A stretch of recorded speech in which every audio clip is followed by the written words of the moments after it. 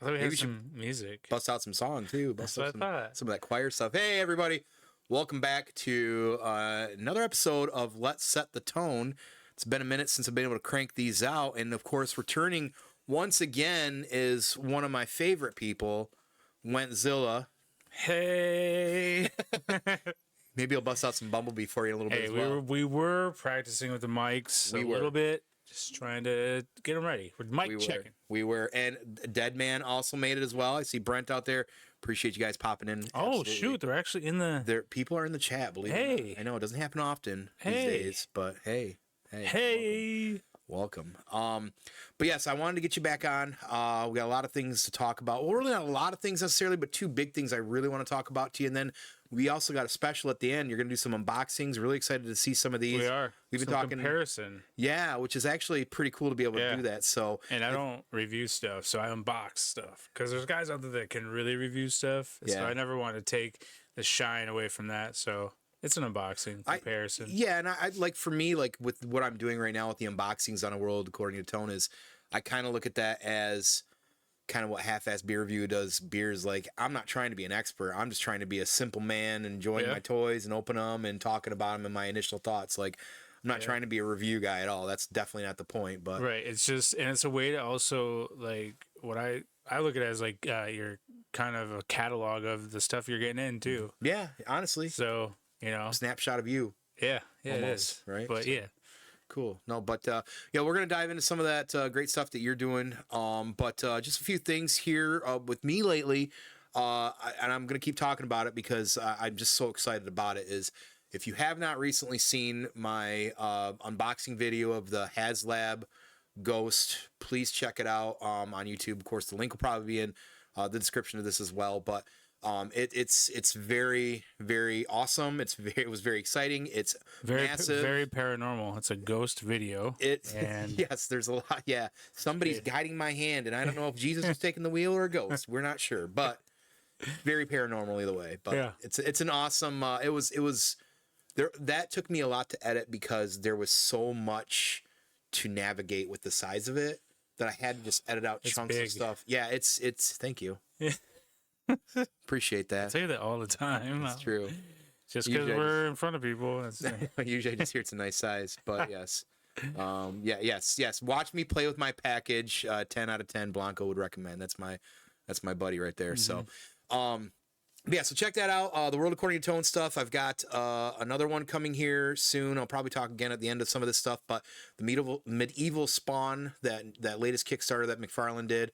I only bought one of the three this time because from the original set, this one, the price was like double, and I'm like, I just really wanted the comes with original one. tons of stuff. though. Tons of accessories. So like having three of them, yeah, it'd be kind of cool to maybe paint one, but Yeah. having all those accessories as it is and all the different variants, like what different could you do? I say that, and I know some of you guys out there would go crazy, but Yeah. you know, it's definitely worth. I think it was like 85 for that figure with all the pieces you got because we hit a lot of those Kickstarter goals. He was being a knucklehead a little bit about that. I love Todd, but like we got to get to this goal, get like unlock all these weapons. It's like, bro, you can't have that many. You know, did you see how that Yes, was working? It was a little silly. You sent me the link many times. Oh, During, that's right. I was trolling you with it nonstop to see if you were gonna get it. That's funny. Yeah, I was. I was like, I don't know, man. I love Spawn, but I don't need that. But no, I mean, just the box that one comes in is really a good size. Yeah. So you can tell it comes with a ton of stuff. I'm looking forward to see the video. But also back to the ghost. I know we're going past that, but it's like if you had a piece of furniture delivered to your home.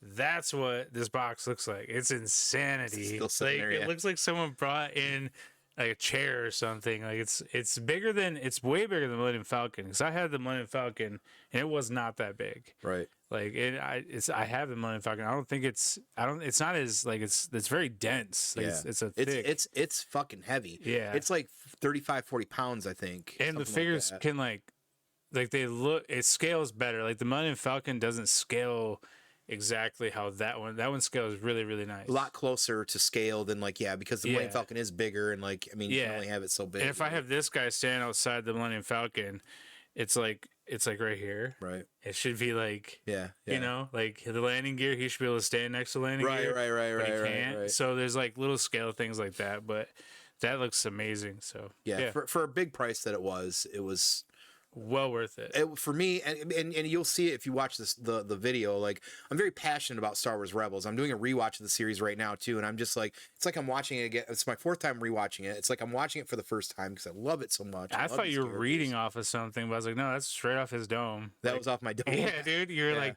and the blah, blah, blah, blah, blah, and I was like, is he reading that? And I was like, no, he's not. He's just talking. And it's funny you say that because I was actually pissed because like I was forgetting the name of the fruit. I still did. I didn't like. I felt like I didn't get enough like that information, and to hear you say that, okay, it makes me feel like I was able to shine through that passion because Rohit Raju is also like that's his favorite. I think is Star Wars Rebels as well. Is it okay? So like when that series dropped, my buddy Draston as well, who does the D&D, the 3 of us. So basically, I think Rohit had watched it first, and I was kind of trying to get into it because he had said, "Hey, you need to watch this."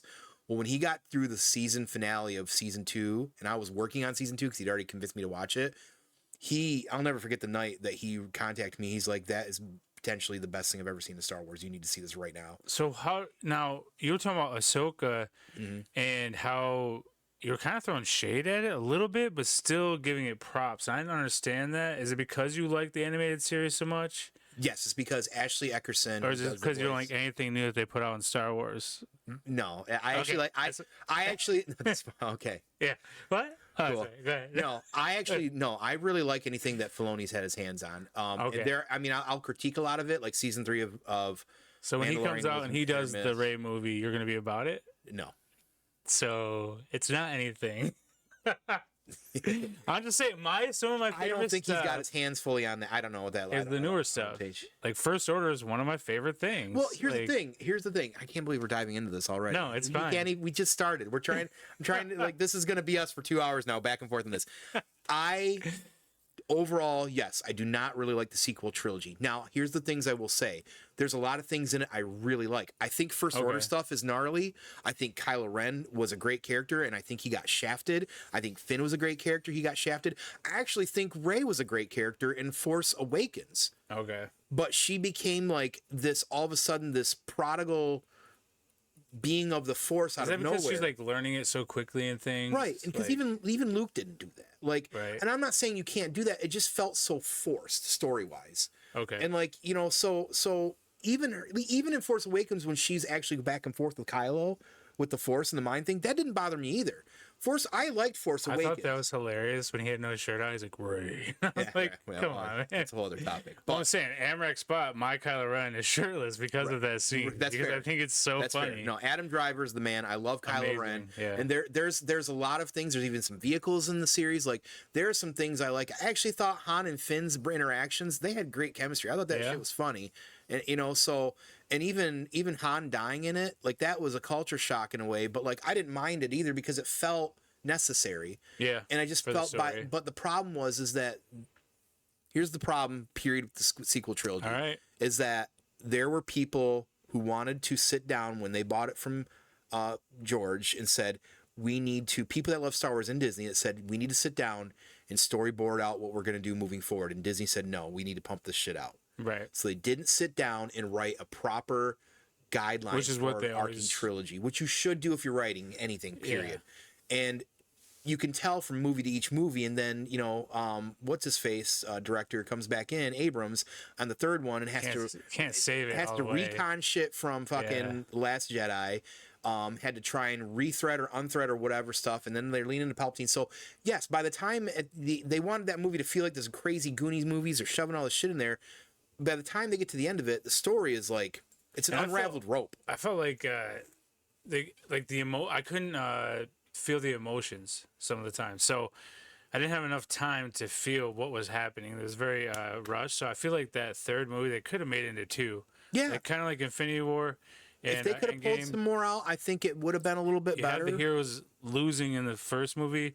You have them come back and win in the end. But man, come on, like fucking a blown up Death Star, and we're using a fucking Goonie dagger to figure out, like, that was ridiculous. That was ridiculously stupid to try and find that compass, which you don't think the Empire just land a little ship there and get it. Yeah, come on. And then the fucking the space cows on top of the Death Stars running around out in fucking space. That was pretty cool. There's a lot of cool parts. Anyway, moving on past. I'm sorry I went down that road again. Yeah, I can't believe Every I got time. roped into that. Every You time. motherfucker. Every time. Listen. I feel like animated Ahsoka. Like I love Rosario Dawson as an actress. I'm a huge fan, and I don't think she's done a. Would you light my candle? Do you know what that's from? No. Rent, the movie. She was one of the. Yeah, that's when I first saw her ever, and I was like, first saw her in Kids. Oh, okay. Well, and then so I followed her though, and she's been in awesome stuff ever since. She's a great actress, and she's listen. Anyway, back to Ahsoka. Her. I know they're trying to say that her version of Ahsoka is a little bit more like reserved. She's seen a lot. There's a degree where I can understand that and see that and what she's trying to do, and I appreciate that she's taken the time to be athletic and be ambidextrous. However, even watching Rebels again, she doesn't have the charisma and the attitude. If she was a little bit more smiley, a little bit more loosey-goosey, kind of a little bit more of a smart ass in some ways, like that would fit a lot better for that character. Because really Ahsoka was quite a talker, and she was very confident and all kinds of different things. And again, I think it's good that characters evolve, but you're going from animation to live action, and you gotta have just a little bit more. Like, even I felt like in the Mandalorian episodes when she showed up, like she felt like she was a little bit more cheerier. I don't know. There's just something missing from that character, and I do think it's charisma, and I don't think that's necessarily Rosario's fault. So that's my biggest critique, because I actually like the Ahsoka show more than most of my friends. Okay, because I even liked it's okay. I liked it a lot, actually. I liked it a lot. Also, like I built like a whole outpost for Sabine. But I also the newer show where the twin girls, the same girl, whatever, that was pretty alright, and everyone hated it. So, anyways, Skeleton Crew is awesome. By the way, you should watch Skeleton Crew. Why had no one like? I just like everything Star Wars. Like the little droid guy she had in her pocket. That thing's dope, man. That's cool. I liked it. Like, yeah, all right. I was a fan. Yeah, you guys, yeah. No, You're old heads, man. You're old head. You're old head. No, now you are. I don't know if you've seen the amount of books I have around here. I also read a lot, and I know how a story should be built and how you do character development and pull. Like, I know it. That's the big. That's the even big the non-canon stuff, guys. That's the old EU stuff. That's all 90s AU. Oh yeah, I got it all. Anyways, to move away from the sequel trilogy and Star Wars talk, because I get roped right into that. Every time you're with me. Every time, because you troll me and I take the bait on it. Every time. So that's hopefully 10 minutes you fast forwarded to hear me rant about Star Wars once again. And you're welcome. Yes, and you're welcome. So, but I got you back on here because since the last time you've been back on here, you've gotten married officially. I did. Once again, congratulations and letting me be involved in it. I actually had a really good time. I thought I did, and you guys like the setup, everything outside, just the vibe. It was very intimate in a way, like small, and it just felt perfect. Like I don't know, it was very nice. And best of all, not only we got to hang out by doing that, but I got to meet Deadman, got to meet Rad, and we hung out all night, and just what a fun night to be able to meet new people and food truck, hang out, food truck. The food was awesome. Hey, so no, it was a grand time. It was a good time, man. No matter who was there or wasn't there, we had a great time. Yeah, so we were happy with it. Yeah, and I did not drink. I was a designated driver. So got everyone back to the B&B, and on the way back, Deadman was like, "Come on, man, we got to get some stuff before we get back." So that happened, and the next day I was gone. So I was night. I've heard. Yeah, you were fucked for a whole day. Whole entire day. What kind of whiskey was it? Oh man, I don't remember. Deadman probably know. Oh, he might not. It's a pretty crazy night, but yeah, we had a good time though. It was. Cool. We had the B&B for anyone in the party who was from out of town and stuff, and it was, I don't know, we had a great time, man. So, did that.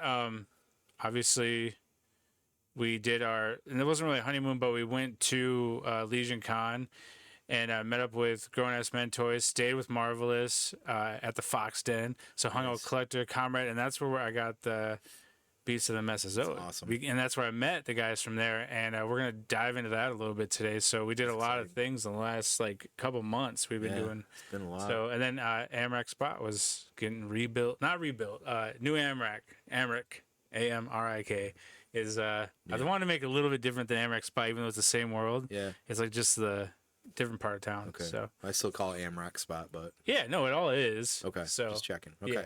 Yeah, and that's cool because like, you know, I've recently been able to, you know, meet, you just want me to touch you. That's why you see him. That's the avatar. Awesome. That's, I know. Yours is going to look a lot in the same scale. So cool. I can't wait. Yours has way more armor. When we switch over cams, you're going to have to show that off because I want everybody to see it too. Yeah. So that's also one of the things that has been fun for me to get involved because after meeting Rad, like, you know, eventually, you know, I told him, of course, he's got an invite anytime he's in town for a show here. I also heard he got to go out to Caro, which was great. And then he brings up no, every time he's on a live, awesome. He's like, you know, it's really good. Awesome. Is the Ollies in Caro, and I'm like, hey man, maybe not tell everybody about it, but right, yeah. Well, and I also want to say another quick shout out as well to Rad. Don't let him tell you how to name your things. Tim Star Slapper for life. I want that on a T-shirt, whatever it is. He's so bad at name doing. Back off. Naming, just naming. Naming things. But no, recently during the Christmas time, you guys allowed me to hop on for a night to chat and hang out, and that was awesome. One of the things that I've found with, you know, the community, and I don't know what you guys necessarily like as a broad, not necessarily just your small group, but like I always call action figure art because to me it's art. Yeah. Right? So you know, but like that, like everybody's so like awesome, and I think what makes that so great is that everybody seems very welcoming because they just want to show their stuff and get everybody to enjoy it and check their stuff out. But hey, they want to check out your stuff too, and then everybody just talks and reminisces and enjoys stuff. Like, it's definitely in different groups, like, you know, come and go from, or, you know, get introduced to. It's probably one of the most welcoming and fun groups. Everybody was 100% nice, and there's a lot of things that I can't really jump in and talk about, but, you know, Rad asked some great questions, and it was a lot of fun to do. So again, Buzz, thank you for letting me be involved in that. Well, that was cool to do. I want you on more often when we do roundtables, just because you know a lot.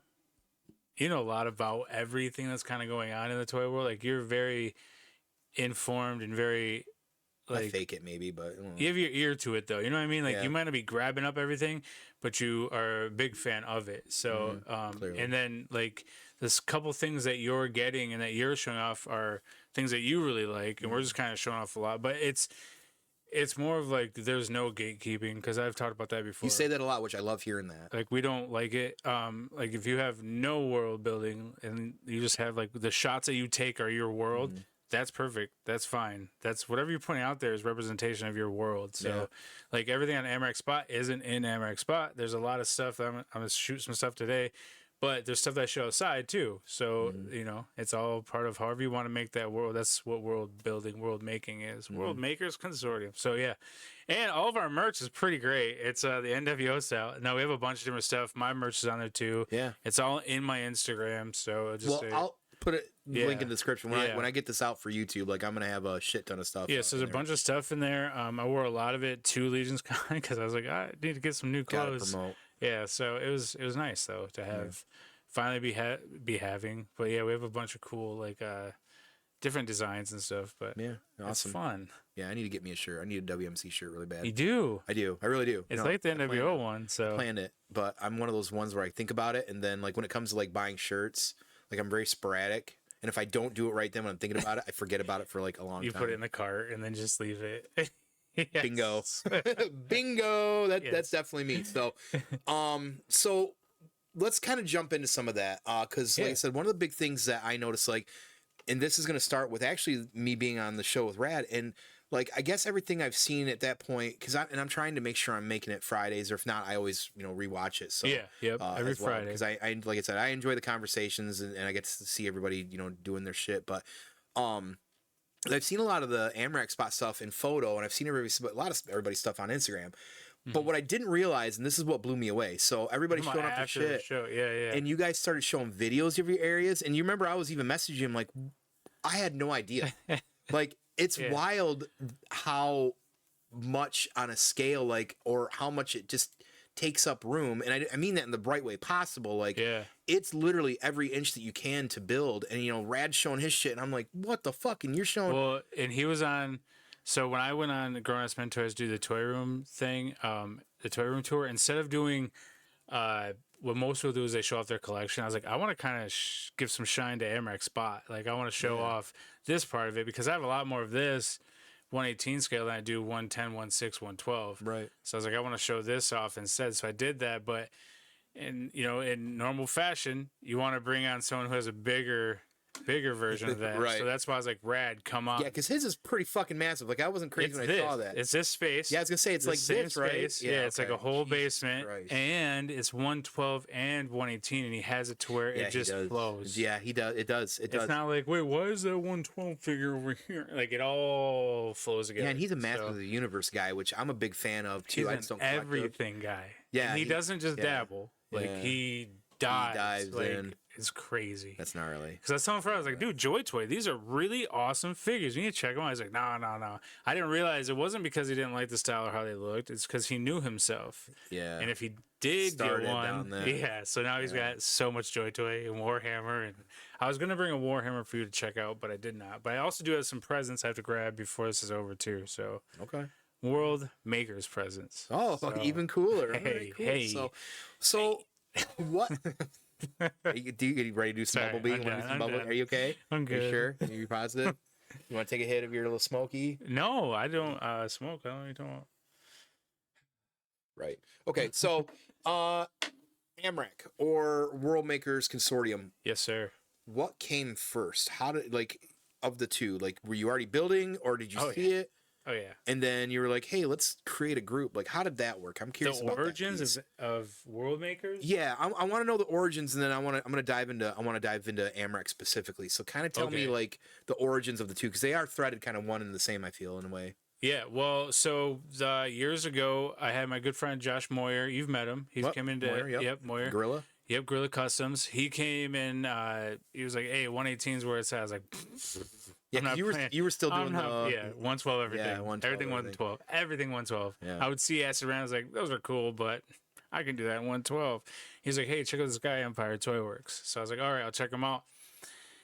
Loved it so much. I was like, I'm selling everything 112. I'm getting out. I I'm remember done. that Exodus. Yeah. Yeah, I've done it a few times. I've Yeah. purged and purged and purged, and especially McFarlane because we have a love and hate thing. Yeah. So that's how Amrak Spot was born. Everyone kind of has a station or a world or something like that, and I was like, hey, what if instead of station, it's just a spot? Like, Okay. And I was like, my favorite thing is karma.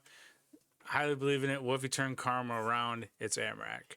So everyone thinks that Amrak sounds like Amtrak's, but it has nothing to do with the train It's funny. system. I've never thought of that, but I love the fact that it's karma backwards. Yeah. So I'm a huge believer in karma. So Amrak Spot, it is it's an old gamma mining planet, and that they just left and abandoned, and these people found it. Commander Zillah, one of those people, and they just kind of started living there. And now it's a space where, because of the our portal that we have, which is the shove, everything comes into there. Like every version of every type of character can live there, and it's like there's no conflict, so you'll have like bad guys and good guys together. So, but they do, when it comes time to defend Amrak Spot, they'll defend it together. Right. So, but as far as like inner fights, there's not much of that. It keeps the brands. I mean, on a behind the scenes scale, like it makes it so like brands can mix, whether Star Wars, Marvel, or Everything. everything. Yeah, so I've been doing that for, I think I'm coming up on 6 years now. I started in my garage when I had my studio, the Wentzillah reboot, outside in the garage, and now it's inside. And as you said, it's the entire room is Amrak Spot. So it's Wild. And then I believe it was over a year ago. I saw Rad on Toy Domination and Famine on Toy Domination. Toy Domination is amazing. Thursday nights, check it out. It's awesome. Really well ran with streamer. He knows exactly. Him and Dom and Joe do an amazing job. So they had a few of these guys on. I was like, man, there's a bunch of world builders out here. And I've already had like Empire Toy Works on my stuff. I've already had, we had Skybottom on before when I was with Grown Ass Men Toys, when it was just me and Fox doing the show on Friday nights. So, I've had all these people on before. Angus from Lord of Thane. So he's been on a lot of stuff. And I saw them on Toy Domination. I was like, this is really cool. And I was just kind of messaging Rad back and forth, not even talking about doing a show or doing anything. He's like, you should come on sometime and be a guest. I was like, yeah, dude. What about, so like next week I'll come on. So the week before that, he's like, hey, bro, doing a show tonight, and it's about knockoffs, and like the craziest knockoffs, like the ones from different countries, like Dollar General or whatever. Yeah, yeah, okay. but really bad. Really, we have to have bad, you on one of those because it's fun. We had Grown Ass Men Toys on the last one, and Dead Man Skelly, they were on an episode too, so I kind of bring up, people on there. So yeah, it was all knockoff toys, and I was like, hey man, he's like, I guess like dropped out. Do you want to do it? And it's like 6, 7 o'clock. I was like, I just took an edible. He's like, that's better. Come on the show.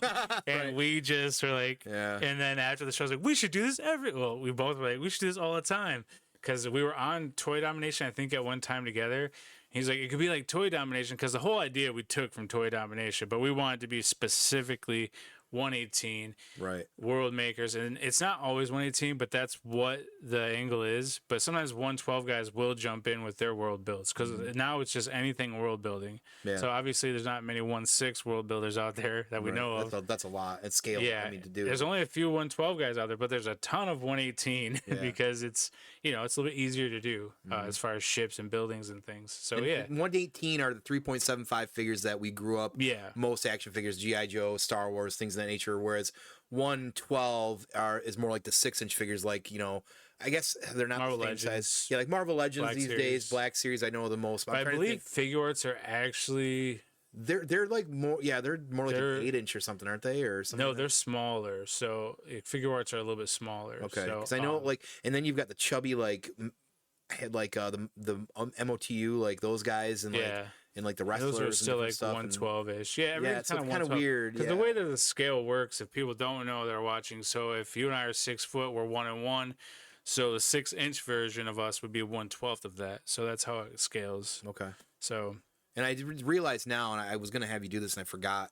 This is my bad. So hopefully right now, if you're watching this in post, you're seeing some cool photos. If not, I'll cut this. And so basically he takes a room, a bedroom, and wall to ceiling sometimes will create like areas and stations of like, maybe this is a donut shop, or whatever, shop, like this or that and other. So it's literally taking these vehicles, these figures, and creating a city, more or less, or it doesn't have to be a city, but along your walls. So like you walk in, and like where you come into mine, it's like a little bit of this, photos and things like that, or whatever. This is more of a museum. Thank you.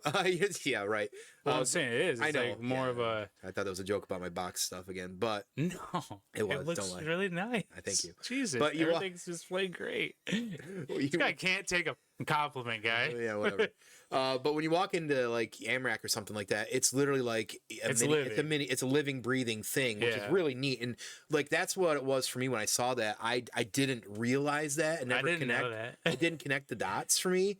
So I was blown away by that. Yeah, and it was just an off the air. Like, hey guys, I just added this, and I was like, you're like, wait, what the hell? What the fuck? And then I started realizing, connecting dots and looking at rad shit, and I'm like, oh my god, like the world building. Like I just thought world building was a little bit like little spots and stuff like that. It can be. Yeah, and it can be. Because I know a guy that sets up every day. He sets up a different build. That's fucking cool. Like too. He has like an area, like say a table. Right. Every day he sets up a new world or like a new shot in that city that he just built. So it can be, but yeah, the big ones are, it's just it's wild.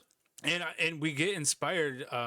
It doesn't matter like the size doesn't matter. No, the size doesn't matter. No, none of that stuff really matters. Like I get inspired by people who are just starting out like, hey, I thought this was a cool idea. I just wanted to do one ship or one, you know what I mean? Like for myself because I'm into this one thing. And that's completely fine. And it's still inspired. Like it's all inspiring to each other. So we're just trying to find the best ideas. And then when we do incorporate something that someone else does, we just give that person love. Like, hey, thank you for this great idea. And then you just roll with that. And it just keeps everything moving and inspiring. Like everyone is always inspiring. Like one of the shows is like, I'm so tired of being inspired. Like I need a break from inspiration. And they're like, what are you talking about, man? That's the dumbest famine. He's like, that's dumb, man. That's stupid. And I was like, there's too much inspiration sometimes, man. Like I don't have enough time. Like an overload. Yeah, I don't have enough time to do all this cool stuff. So yeah, it's but yeah, it is very much like a living, breathing world build, man. It's crazy, and like I said, I if I don't have the photos here or whatever happened, I'll have some photos. Just make sure maybe later you can just send me a handful so I can rotate them in here. But definitely make sure to check out both Amrak Spot and Wentzillah on Instagram. Again, you'll see. Do you have a link tree or do you do separate things? It's all just if you hit it. It's not a link tree, but so you still haven't done a link tree, is what you're telling me. It's there. It just says all your stuff. You just click on it, and it gives you both the YouTubes, gives you my merch that is on World Makers, and then also. If I like at Wentzillah then, or how you say it? Well, just Zillah. Just look up Zillah on Instagram. You don't tell me Everybody what to knows. Do you want the presents I got you? Do you want to do that right now? It's part of world making, so I mean, it's up. We can wait. We can wait, yeah, because we're still talking world making. I don't know if you want to wait. I don't know. Are you gonna be all right? You're gonna be in your feelings in a minute here. No, it's fine, man. Okay. Well, let's. I want to keep talking about Amrak a little bit. Okay. And then maybe we can get to that before we get into the next. It has a mayor. The mayor is Kylo. Yeah, this is the stuff. Yeah, so this is the stuff I actually really want you to talk about. So yeah, there's talk lore. Specifically about. Talk about what's going on in the city. I also want to talk about how they get their fuel because I think that's really neat, and it's going to kind of link eventually into this as well too that he's got in front of him. Yeah, that's your favorite part of some Last people, Jedi. We know. Hey, some people. Yeah, I know. But talk about Amrak. Like, talk about people. Talk about the hierarchy. Like wherever. Like because it really is, there's a story there. That's the big crazy thing about this. It's like you're writing that living, breathing story. It's not just like, hey, I'm building the stuff. Here's a name. There's a story going on too. So I want you to kind of talk some about that too. Yeah, I think all of us have a little bit of lore in some way. The lore, that's the best word. Yeah. Yeah, some way, shape, or form. And some people are really good at like Pirates. Whip Wednesdays. He's a show every Wednesday. Rad's a co-host on there. Angus, Lord of Thane, was the one who started. They created it together. It's at 5 o'clock on Wednesdays, so crazy time. But it's because Lord of Thane is in Germany, so that's why they made it so early. That's right. But the guy is like a pillar of our community. Like there's a few guys out there that like both those guys. So the lore that he can create and stuff. And then he came up with doing like this, the Titans of all the worlds. So we each send in. Not him, but a champion from our world to enter this battle. That's fucking cool. And that's why I have the arena. So there's a lot of things like that that are in my world. So like there's an Amrak champion, there's tag team champions.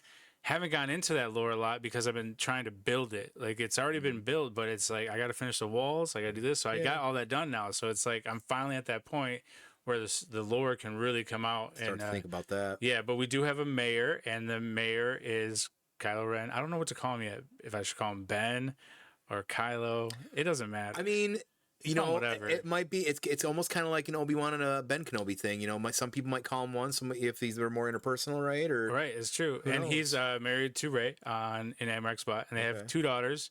Okay. That are both very force sensitive. So I have them done also. Their characters, haven't shown them all off yet because I was waiting for it to get done. I was waiting for the build to be done. It's not done, but it's to a point to where I can now be happy in my own brain, which is a crazy place to be. It can finally be. It's finally time to like release some of these characters and show them off. And Kylo runs that. We have Commander Zillah, who is like the guy who helps build everything.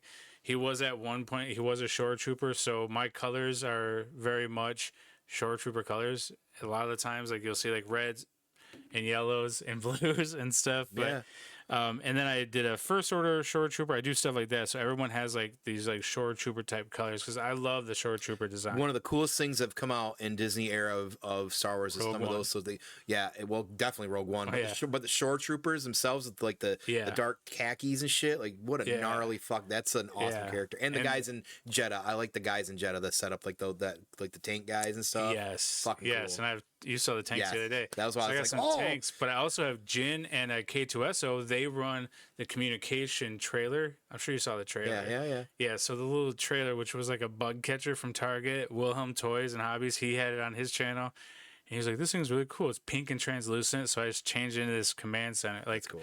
Not a command center because it's right next to the command center for the Power Rangers. But anyway, so I don't know. There's so much going on. But as far as like there's like Barbados, which is a bar that can be in anybody's world. Like they can take my logos, all the stuff that I created for it, and put it into their world. Chain. Yeah. That's cool. And that's what we're trying to do with Jawa Pawa, which is our energy drink with the beer. It's our beer. That's and awesome. then I think we had another one. I forgot the name of the beer, but it's part of the beer thing. So we have a whole area where there's beer being made and shipped out, and also the Gamma Fuel, which is free. to anybody who drives in, drops by in a ship, they can get fuel for free because, you know. Talk about that. Yeah. Well, I didn't know if you're ready to go into that yet. But well, I mean, it's up to you. Yeah. If you want to still kind of... So I got everything in there, though, from DC, because we just did the Batcave. I have just coming in, like this week, I'm going to be done with the X-Men area. So you're going to have some Xavier, Mr. Charles. He's going to be hanging out there. So we got X-Men covered. We have in the arena, there's going to be like Juggernaut fighting, like people like that. Just all these different characters. But I'm like, they're intermingling. However, my Reeves Roast is my coffee that we have there, a little coffee shop, which is, you know, has the CEO herself on there. So she's actually running the place. So I just took the Starbucks logo and made it, what's her face? So, That's cool. yeah, I don't know her real name. What's her real name? She goes by, like, all different things now. I don't know. All right. Well, she was the CEO, so. CEO. Is it AEW? She's doing that? Yeah. I'm just trying to remember. Monet? Monet. Yeah. Monet, like money. She's formerly known as Sasha Banks. What's her real? I don't know what her real. But anyway, yeah. So Sasha Banks has her own, and I have a picture of her, Sasha Banks, with both WWE championships, like there. But it's also her character. Like I'm trying to just mingle everything together. Like I'm a fan of things that you like and make it one. Okay. That's the goal. Right, so, right. And like you're going to come in, your character is going to be like the leader of the Mandalorian. So there's going to be a like ceremony or some point in time where you get the sword from, what's her face? Sabine? No, not Sabine. Who has it right now? Bo-Katan? Yeah. Bo has it in my world. Okay. She has it. So yeah, so she's going to be handing it over to you at some point. Well, after we fight, because I win, clearly you don't just hand over the Darksaber. That's right. Is it to death? Or no, it's just you have to win in battle to get the Darksaber. Technically, I remember when Heavy and Mando went at it. Yeah. Remember? Yeah. Yeah. So she just can't hand it over. Yeah, you're gonna have to mess her up. That's gonna be great. I can't wait to do that. I should do it in the arena. That should be. Oh, see, that's a perfect idea. Sorry, Bo-Katan gonna kick my ass, but I'll win this one time. You have to win it because you're the leader. Okay. Yeah, so you get the Darksaber, but that could be on the main card because I have Steak and Potatoes gonna be fighting Colossus from the X-Men. Who's Steak and Potatoes? Steak and Potatoes is a guy that he used to live in Edelham, which used to be a world ran by Eddie Figs. He's sent me over some figs from his world. His was like a more of a, oh man, Edelham was more of like a horses and arm, like an older time, like knights and dragons and all that stuff. So medieval. Thank you. Yeah. So that's what his world was, and then another. I loved his lore, and he stopped doing 118 completely. So I think, and so Wayward Station came and like went and like enclosed around Edelham, and Edelham was the it's the reason why I like his lore so much because it gives a lot of lore to Amrak Spot. So I'm using his lore from mine.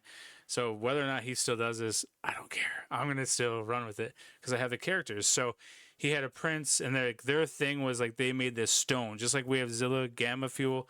They made a stone that only they made, that they had in Edelham. Well, Wayward Station came and like linked, connected to them, and they had this world war like battle between these two worlds, but Wayward enclosed around it, so it was like Edelham was part of Wayward.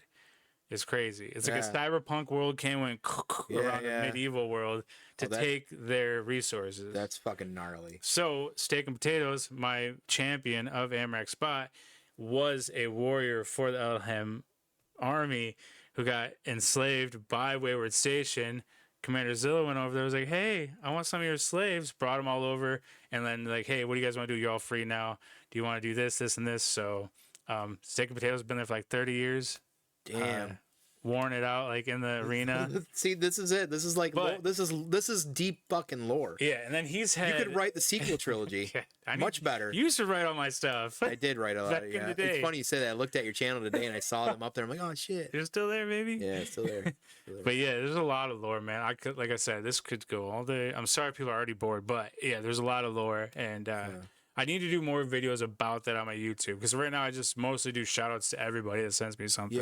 Yeah. So I think once you're done with Amrak, my suggestion for you would be to just go piece by piece Just and dive in and tell the story of them. And that's a video. Boom. You talked about, gamma fuel. You talked about this area. You talked about this character in this area or whatever. Just because, like, really, I mean, you're throwing up, like, it's almost either like chapters of a book or, like, whatever, or just info cards and everything of Amrak Spot. And I think that, and then if something changes or you update something, say some big interstellar baddie comes in and tries to just some monster tries to fuck up Amrak Spot, then you can tell that story as well too, and be like, hey guys, just so you know, this week we had a big thing happen in Amrak Spot. This thing came through a portal and it's fucking up blah blah blah, and we're trying to get. And then I want to do like people could pick who wins in these fights and stuff. Like people vote on IG. Make it like a fucking literally a moving living world. Yeah, that's the plan. And then that's why cool. We brought in some dinos into the world, because I was like, man, I love dinosaurs. So does Tone. Tone's he's bigger in dinosaurs than I am.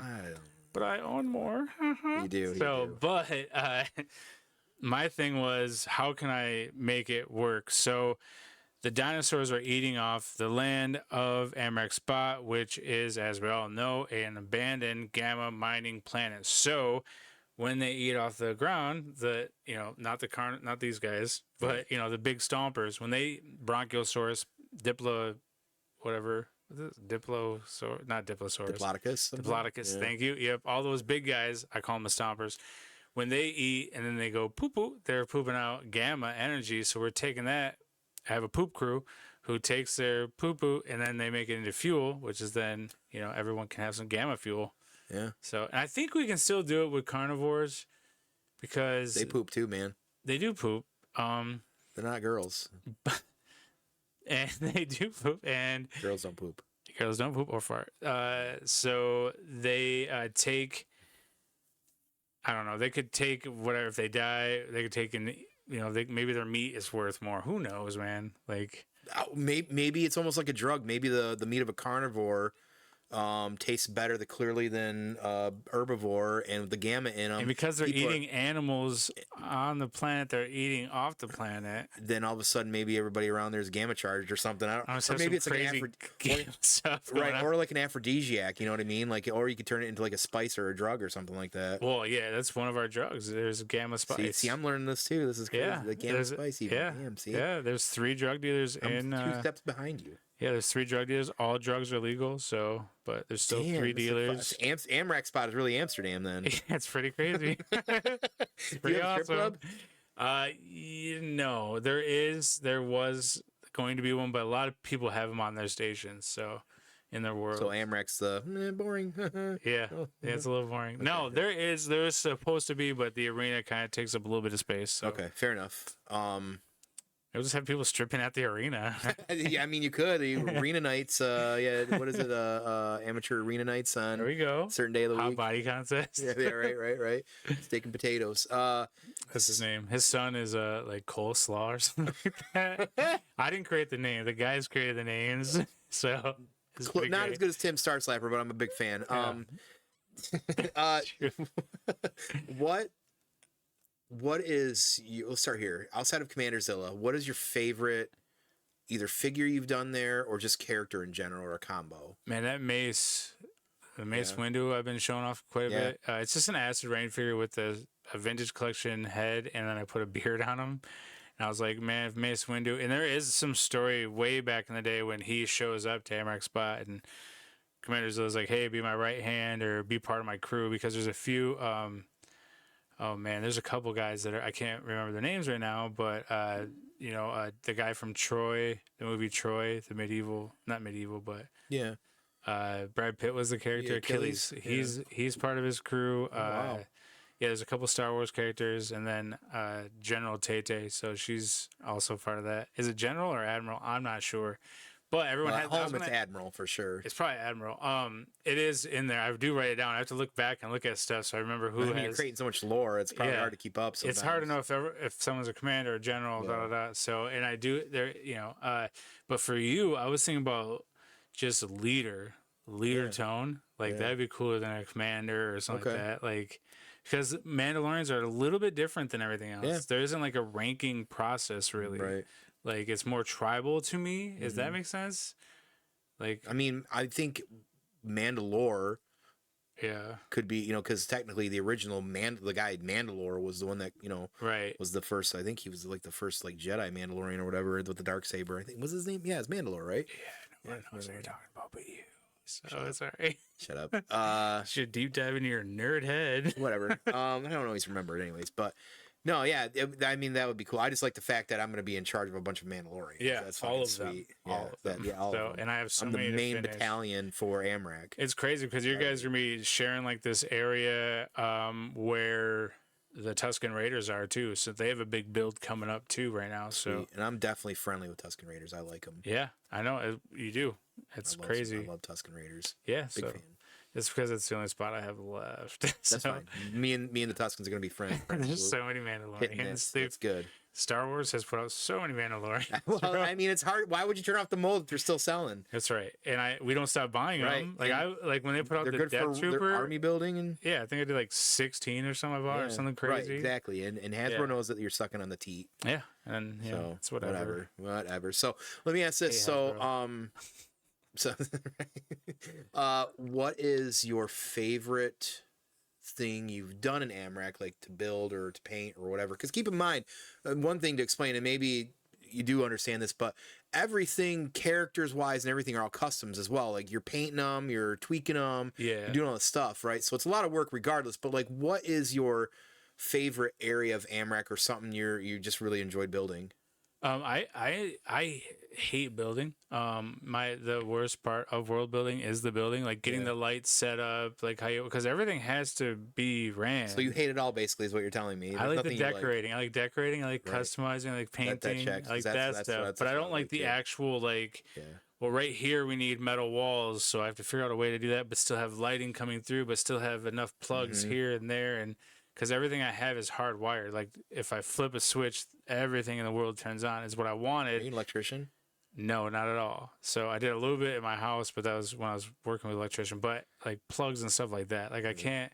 So this stuff is like mostly like extension cords, stuff like that. So it's not, but it's all ran. It's all, like screwed up, like tacked in, and however it is. But it's so you don't have to like go and do a pop light and stuff because I've had to do that, and you go through batteries like crazy. So besides like the building and stuff, but the most fun is taking other people's stuff and bringing it into the world. Yeah, you do get pretty excited about that, I feel like. Yeah, that, and maybe I guess the portal was a lot of fun, and so was the command center. I took the old like 93, 95 Power Rangers command base. I think it was called the Power Dome, I believe, but that's not what it's called. It's the command center, but they called it the Power Dome in the toy.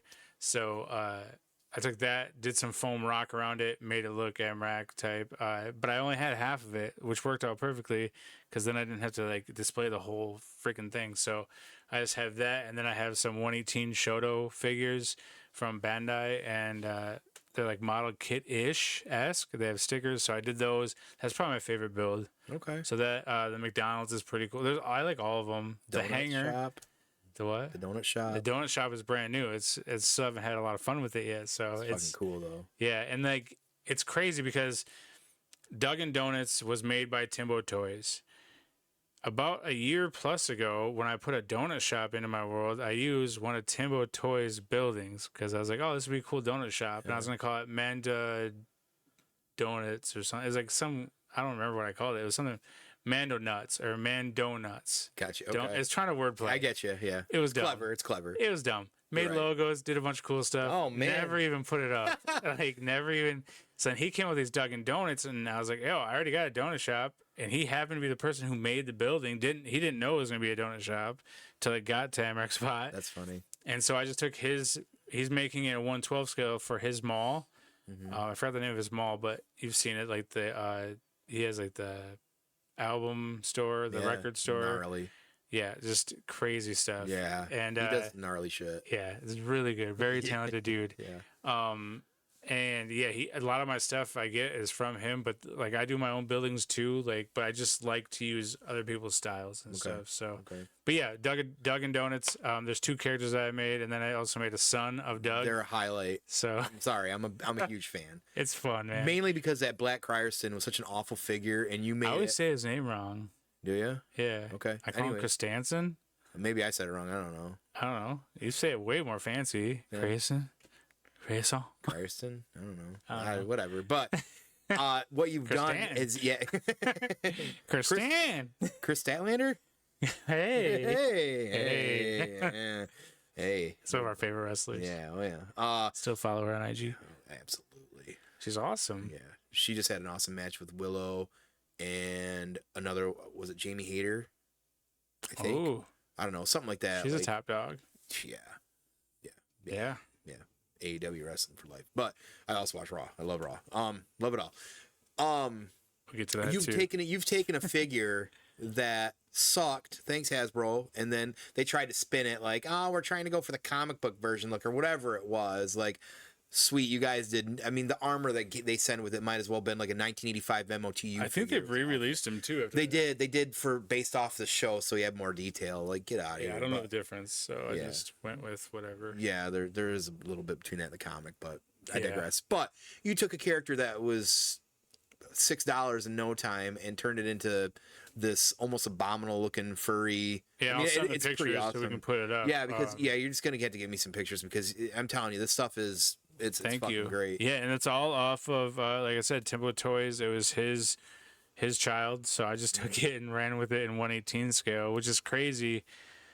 It's just it just shows how everything's just a big circle, man. Like how it all connects because he was part of that.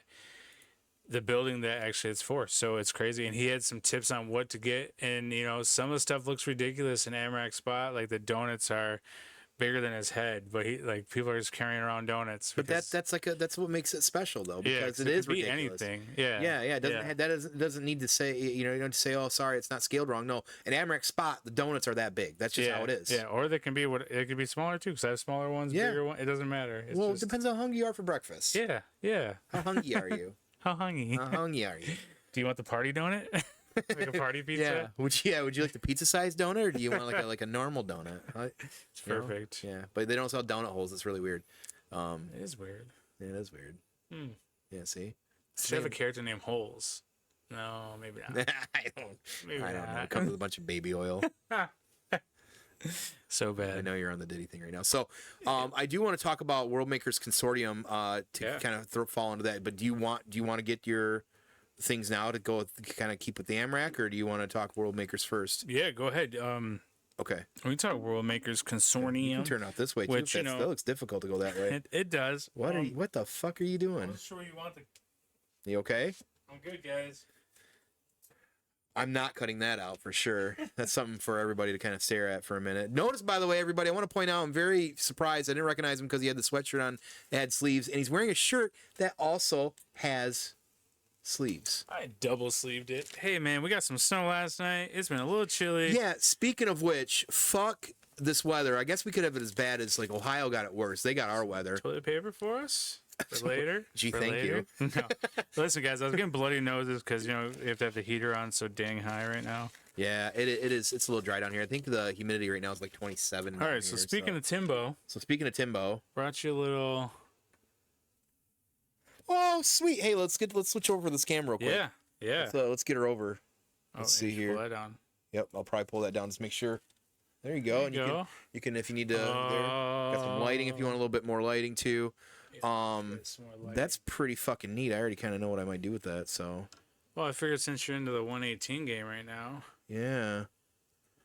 That's cool. Ooh. So he makes these, prints them out, and paints them. So these are his little Roomba droid things, and this is more like Empire colors. But you'll see them a lot. I've done videos where I've opened up these, and there's tons of photos and stuff.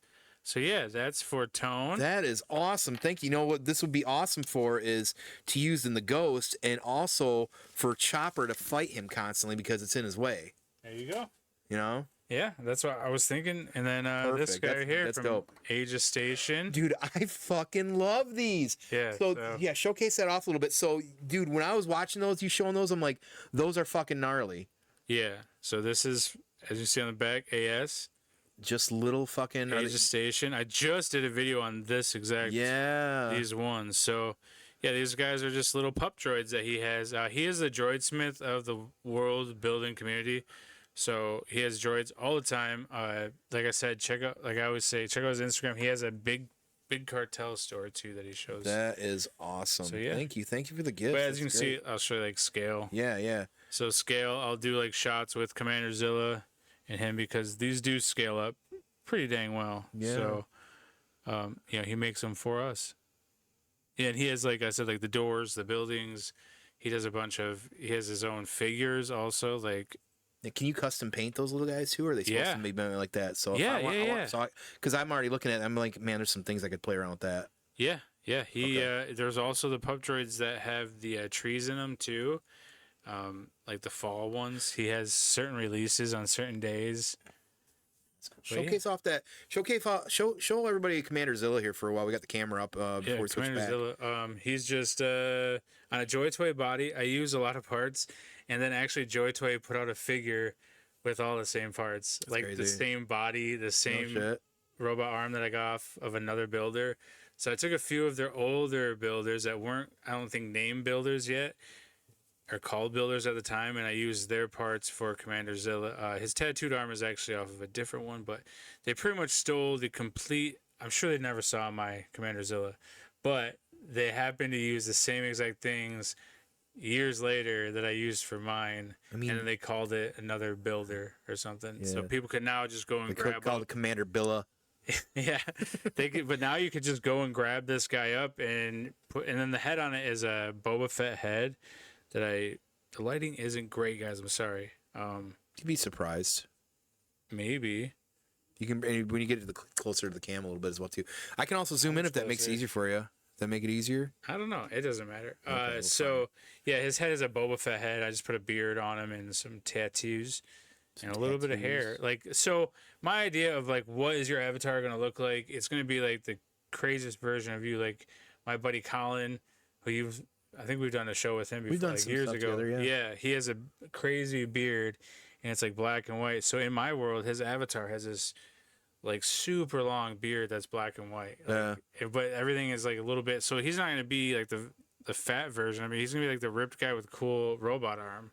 He's like, okay. You know what I mean? Like if it was me in that world, like that's fair. I want to be way cooler and have like some type of cool like superpower or something cool about him. Yeah. Like so. Yeah, that's what I do with pretty much everyone's avatars. They have like a certain thing, but yeah, very cool, Commander Zillah. Well, thank you for the gift. I'm excited. I'm excited. Figure they go well in the Ghost, man. Yeah, absolutely. That'll be fun to. This is I like honestly, and this is also something that Chop was also gonna have a good time fighting with. So you know, you can be friends with him. Why is he to fight them all? Because it's fucking Chopper. Okay, all right. He's a little aggressive. Chopper is not looking to make friends with everybody. He has more kill count than R2? Absolutely. Okay. He's probably got more kill count than about anything in Star Wars. I think it might even be the highest. I think there's a spot somewhere in Rebels where he just. They were taking out planets though with it. You know. It's funny because I just watched the clip from Ahsoka when, and I was talking about it in the video too, when she's taking off and she's in the Phantom and he's trying to figure out for some pieces, and she talks about like we can't do that at the city down there. And I was like basically like so fucking what more or less. Yeah, and she's like, it's just. So much character, and like I said, I'm rewatching Rebels, and he's outside of Ahsoka, he's 100% my favorite true Rebels character. Like, oh wow, oh yeah, well I noticed that, and I've been this close to buying that hot toy version of him from Ahsoka. I know it's weird to play that much for a little droid, but like I fucking love and I'm like I've always been an R2 guy. Like R2 is always one of my favorite characters in Star Wars growing up, and still is. But now with Chopper around, it's like I forget about R2 all the time. You like C-3PO? That's fair. You do. I do like C-3PO. Yeah, I do. You like them both pretty. Yeah, I love the droids, man. That's one of the best things about Star Wars for me. So I love the droids. I love the ships. Ships are the best. Yeah, to see the Ghost in person is wild. The ships are literally my favorite part about Star Wars. Not the Jedi. Yeah, the vehicles, because I have the vehicles. Yeah, and we're doing the speeder challenge right now, a death race type of thing for World Makers Consortium, and I showed you the idea of what I'm working on. What you're doing. So, yeah, and you were even listening to me giving you ideas, even though you're not going to use them, but you still liked them. Well, no, I just was like, hey, what was that you said? So right, it's fair. Because I do want to think about it. I do want to try things that everybody, someone's like, hey, try this. But what you're saying is a good idea. I just have. That one thing stuck in my head. I know. And if I was like more established with this kind of work with the world according to Tone, I wanted to jump in. Like when he started talking about that, I'm like, I should jump in. And I'm like, You should. I just don't have I need to plan better I would just need to plan right now. Because it started during the holidays, everything's been busy, and now at this point I would get be till already the end behind. of February to make something. I'm going to Disney in mid-February, so it's just Oh, you timeline. are? Yeah. That's crazy. I'm a month away from Disney. Woo! Got my magic band. I got a Spidey magic band. Oh. Yeah, I'm pretty Are hyped. you gonna make a lightsaber? I hope you do. I got one already. I made last time. okay. Oh, so sorry. if I do something, it might make a droid. But Where is it? In the a box? third one back. It's in the pouch there. Yeah, these are gonna be displayed out. I just haven't because here's what I'm gonna do. I'm gonna get hooks and I'm gonna drill them into that main beam there. Then no and one then can see where you're going like this. well, you're right. There's a beam here, everybody. Thank you. Yes, there's a beam over here. I want to put hooks. I want to hang them like that, so when you walk down, you can see the fucking sabers through there. And I don't normally buy like swords, but I kind of want to buy the sword of Elendil, of Andrul, of Aragorn's sword from. I guess I do. Oh yeah, I got it. My bad. Not really a sword guy. Well, those are toy swords. I mean, they're plastic. Really a But sword guy, but you I might get my notice in actual every sword, video. an actual right, and my bad, an actual metal sword though. I mean, Okay. like something like an actual claymore, like the sword from Lord of the Rings that Aragorn, the sword of Elendil, like it's rebuilt. So, I Cool. do kind of want one of those. Sorry, No, I think you should get some Power Ranger weapons. Berries. I got Saba and I've got the Oh. dragon flute Okay, that's all. dagger. That's all you need. Stop yelling at Yeah, me. it should be right back here. Oh my god. Maybe I can get them up there on the bookshelf or something. I don't know. I got a spot that I'm gonna do for Power Rangers Okay. because I got the Zords, I got the dragon, I've got the white tiger. That's what's in all them bins. It's in one of the bins over there. Oh It's a man, bunch of, I'm gonna take that with me. I didn't buy the white ranger, the green ranger helmets. I kick myself still for They're that. not great, so it's all right. Okay, fair enough then. So Yeah, I'd rather get a bust than actually get one of those replica helmets. Some of the Mando stuff is really like those helmets are really nice. The Ranger ones aren't like that. So I don't like the Captain Rex one though. I might hawk that off. It's too heavy and it's not scaled properly because they got the voice modulator in it and stuff, which is kind of neat. But I thought I was gonna be excited about it because I love Captain Rex, but I don't like it now that I've got it. So I canceled Sabine Wren's and I'm kicking myself for that. So I think I'm gonna pick hers up and sell that one because I love Sabine's helmet a lot. Sabine's one of my favorite Mando helmets. you'll probably sell it for quite a bit too. So I don't have the box, so maybe. But it doesn't matter. okay, well, some people don't care. But anyways, to get sidetracked once again, we're really good at that. That's Yeah, for sure. sorry, guys. Yeah, sorry guys. We're just talking about a bunch of stuff that no one Random can see. shit, and that's fine. You guys love hearing us talk. It's fine. We're doing this. Let's talk. So let's talk about World Makes Consortium. So you were doing Amrak Spot beforehand, Yeah. and realized, hey, this is a thing out there. Other people are doing it. What? I guess before we get into that, were you inspired to start Amrak by something you saw about world building, or did you just start doing it and being like, hey, this is a thing? Yeah, I started very small. I did like a little area, and I had like some figures because Taylor was actually shooting Yeah, she was actually shooting 3.75 while I was shooting 112 stuff. She did like 2 or 3 photos, toy photography, and got featured. Why isn't she doing that anymore? Too busy? She doesn't care She anymore? got featured on like her first photo she ever That's took. fucking... It's almost not fair. Like, Well, she took it with a cell phone, and she was like, beep. she's good at what she does. I think it was a BB-8 photo or something like that. It was him. We're out here locally. We have a Midland Dow Gardens thing, and we were there. And I was down there with my camera taking pictures. Like people were walking by, like what the hell, like with toys. Yeah, it was fun. So so that was the area that I started building. It was very small, like maybe as big as this white pad here, and that was it. So that's how I started it. Was that the question? What was the question?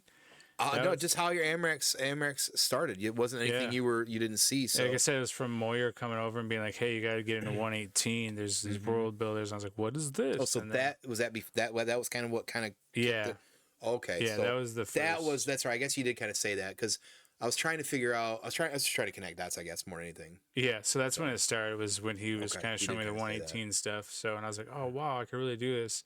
Yeah. And he didn't really get heavy into the world building part of it, but I did. And I was like, I'm going full in. And then I found that there's more world builders. And then we did like a trade route thing with Skybottom. And then that guy, a little bit of tea, that guy actually kicked me out of his group because I didn't have a IG page or something like along that lines dedicated to Amrak Spot. And I was like, no, dude. And I didn't realize I was going to do it at some point because I wanted to have it separate from all the 112 and 110, Yeah. 16. Because that's more toy photography and customs. This is world building, so it's a little bit different. I didn't want it. I didn't want it all on the same page. So, yeah, but he kicked me out and a couple others, and that was a while back. And he in like that trade route or whatever it's called now. I don't know what it's called now. They there's some talented people in there. You know, they have nothing to do with what his choice was or anything like that. So a lot of them have shifted over, and they, you know, it's just we still trade stuff from station to station. So that's kind of what World Makers is just inspiring. And like I send gamma fuel to people. I should have brought you some gamma barrels too for the ghost. Yeah. That was actually dumb. That's a great idea. I should have done I'm going to need some gamma fuel. Yeah, I should have brought the barrels. So yeah, I'll send barrels to people and they'll send stuff to me.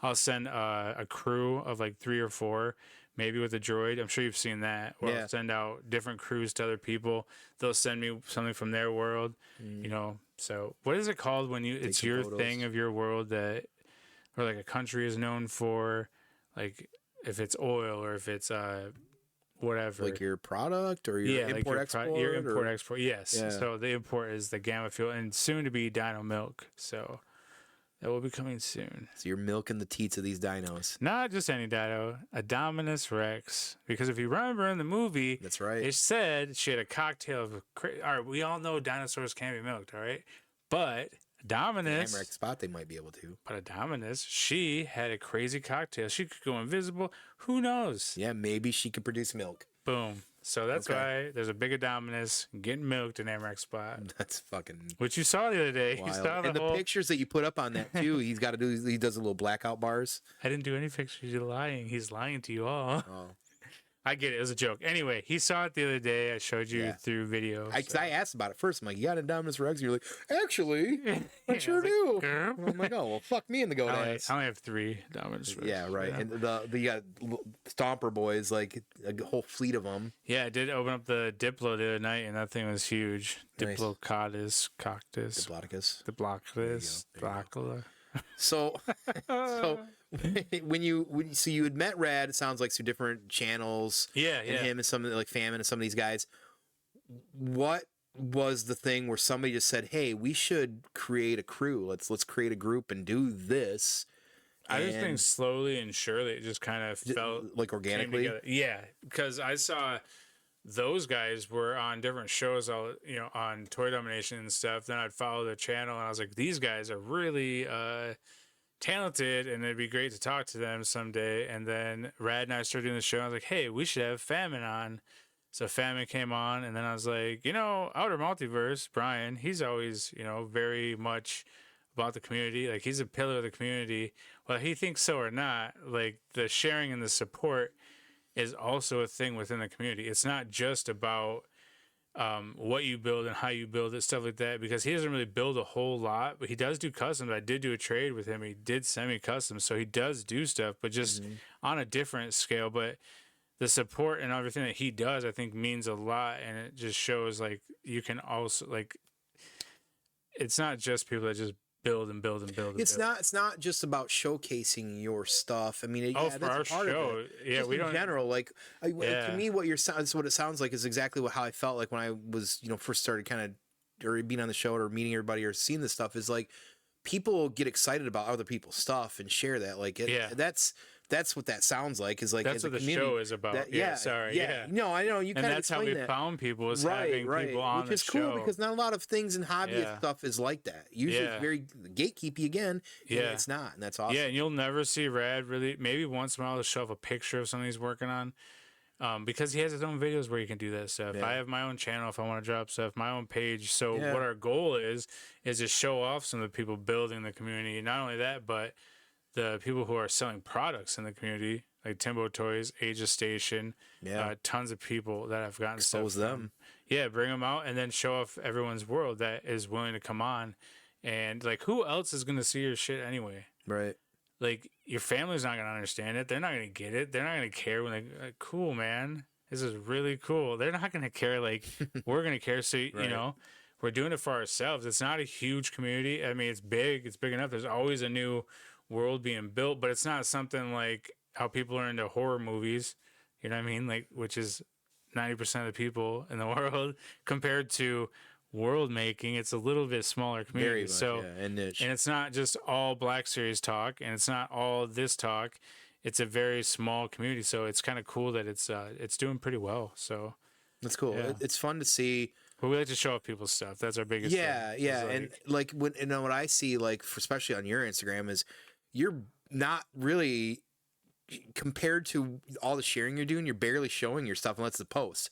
Other than that, you're always sharing everybody else's stuff, and everybody does that, which is cool too. Like it's just cool to see that. And like for me, as somebody who is just as a collector generally, like as a basis as a collector who wants to start doing customs just because I love painting minis, and it's kind of grown into hey, I want to do more like figures and stuff like that, you know, or whatever it is. Like when I see this stuff from everybody, if I'm catching them, like I get excited because I'm like, that's fucking sweet. Like, you know, and it started with more figures. money in space, man. Right.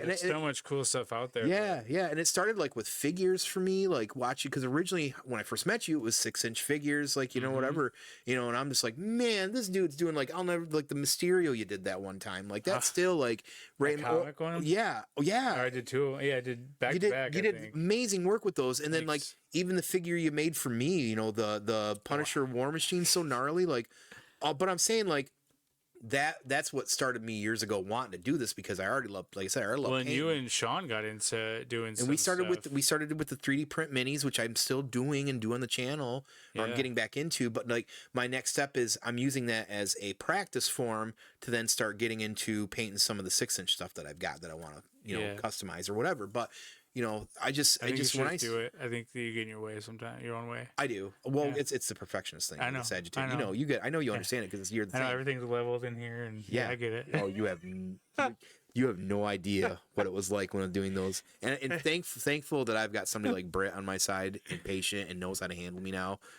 She is so great to work with on this stuff, because she's just like, it's like if we get a rhythm, we roll. But yeah, that shelving out there for those things, you better it's a horse's ass hair. Yeah. You can everything tell. is Yeah, I know it's very. Anyway, so but that's part of Amrak too. Is like I have to make sure all the landing pads are level and stuff like that. So that takes some work. You got to. And I'm by myself though. Usually when I'm like doing this stuff, so I have like stuff balancing on stuff. I'm like trying to like hopefully like. My goal tonight is to get some stuff hung around here while Britt's away. So you know, we'll see. I don't know. I might end up drinking beer and playing on the computer, but. So World Makers Consortium. So you guys said, hey, let's do. I know we keep being. This is us. This is definitely. Yeah, no, it's fine. So you guys said we need to do. Let's create a crew, right? Which I love that, because it's like the Avengers coming together. You know. I've been working on something for a while that someday hopefully we get a chance to talk about. But it was never a plan. It was never planned out. Rad was just like, hey, come on my show, and then we had just a really fun time. And I make fun of him for being Canadian all the time, only because. Everyone thinks that because he's in Canada, he's north of us. And I'm like, no, he's like 3 hours south of us. Right. So if everyone's like, oh, you're getting a lot of snow, huh, Rad? And I'm like, actually, I'm getting more, guys. Yeah, like, that's so funny.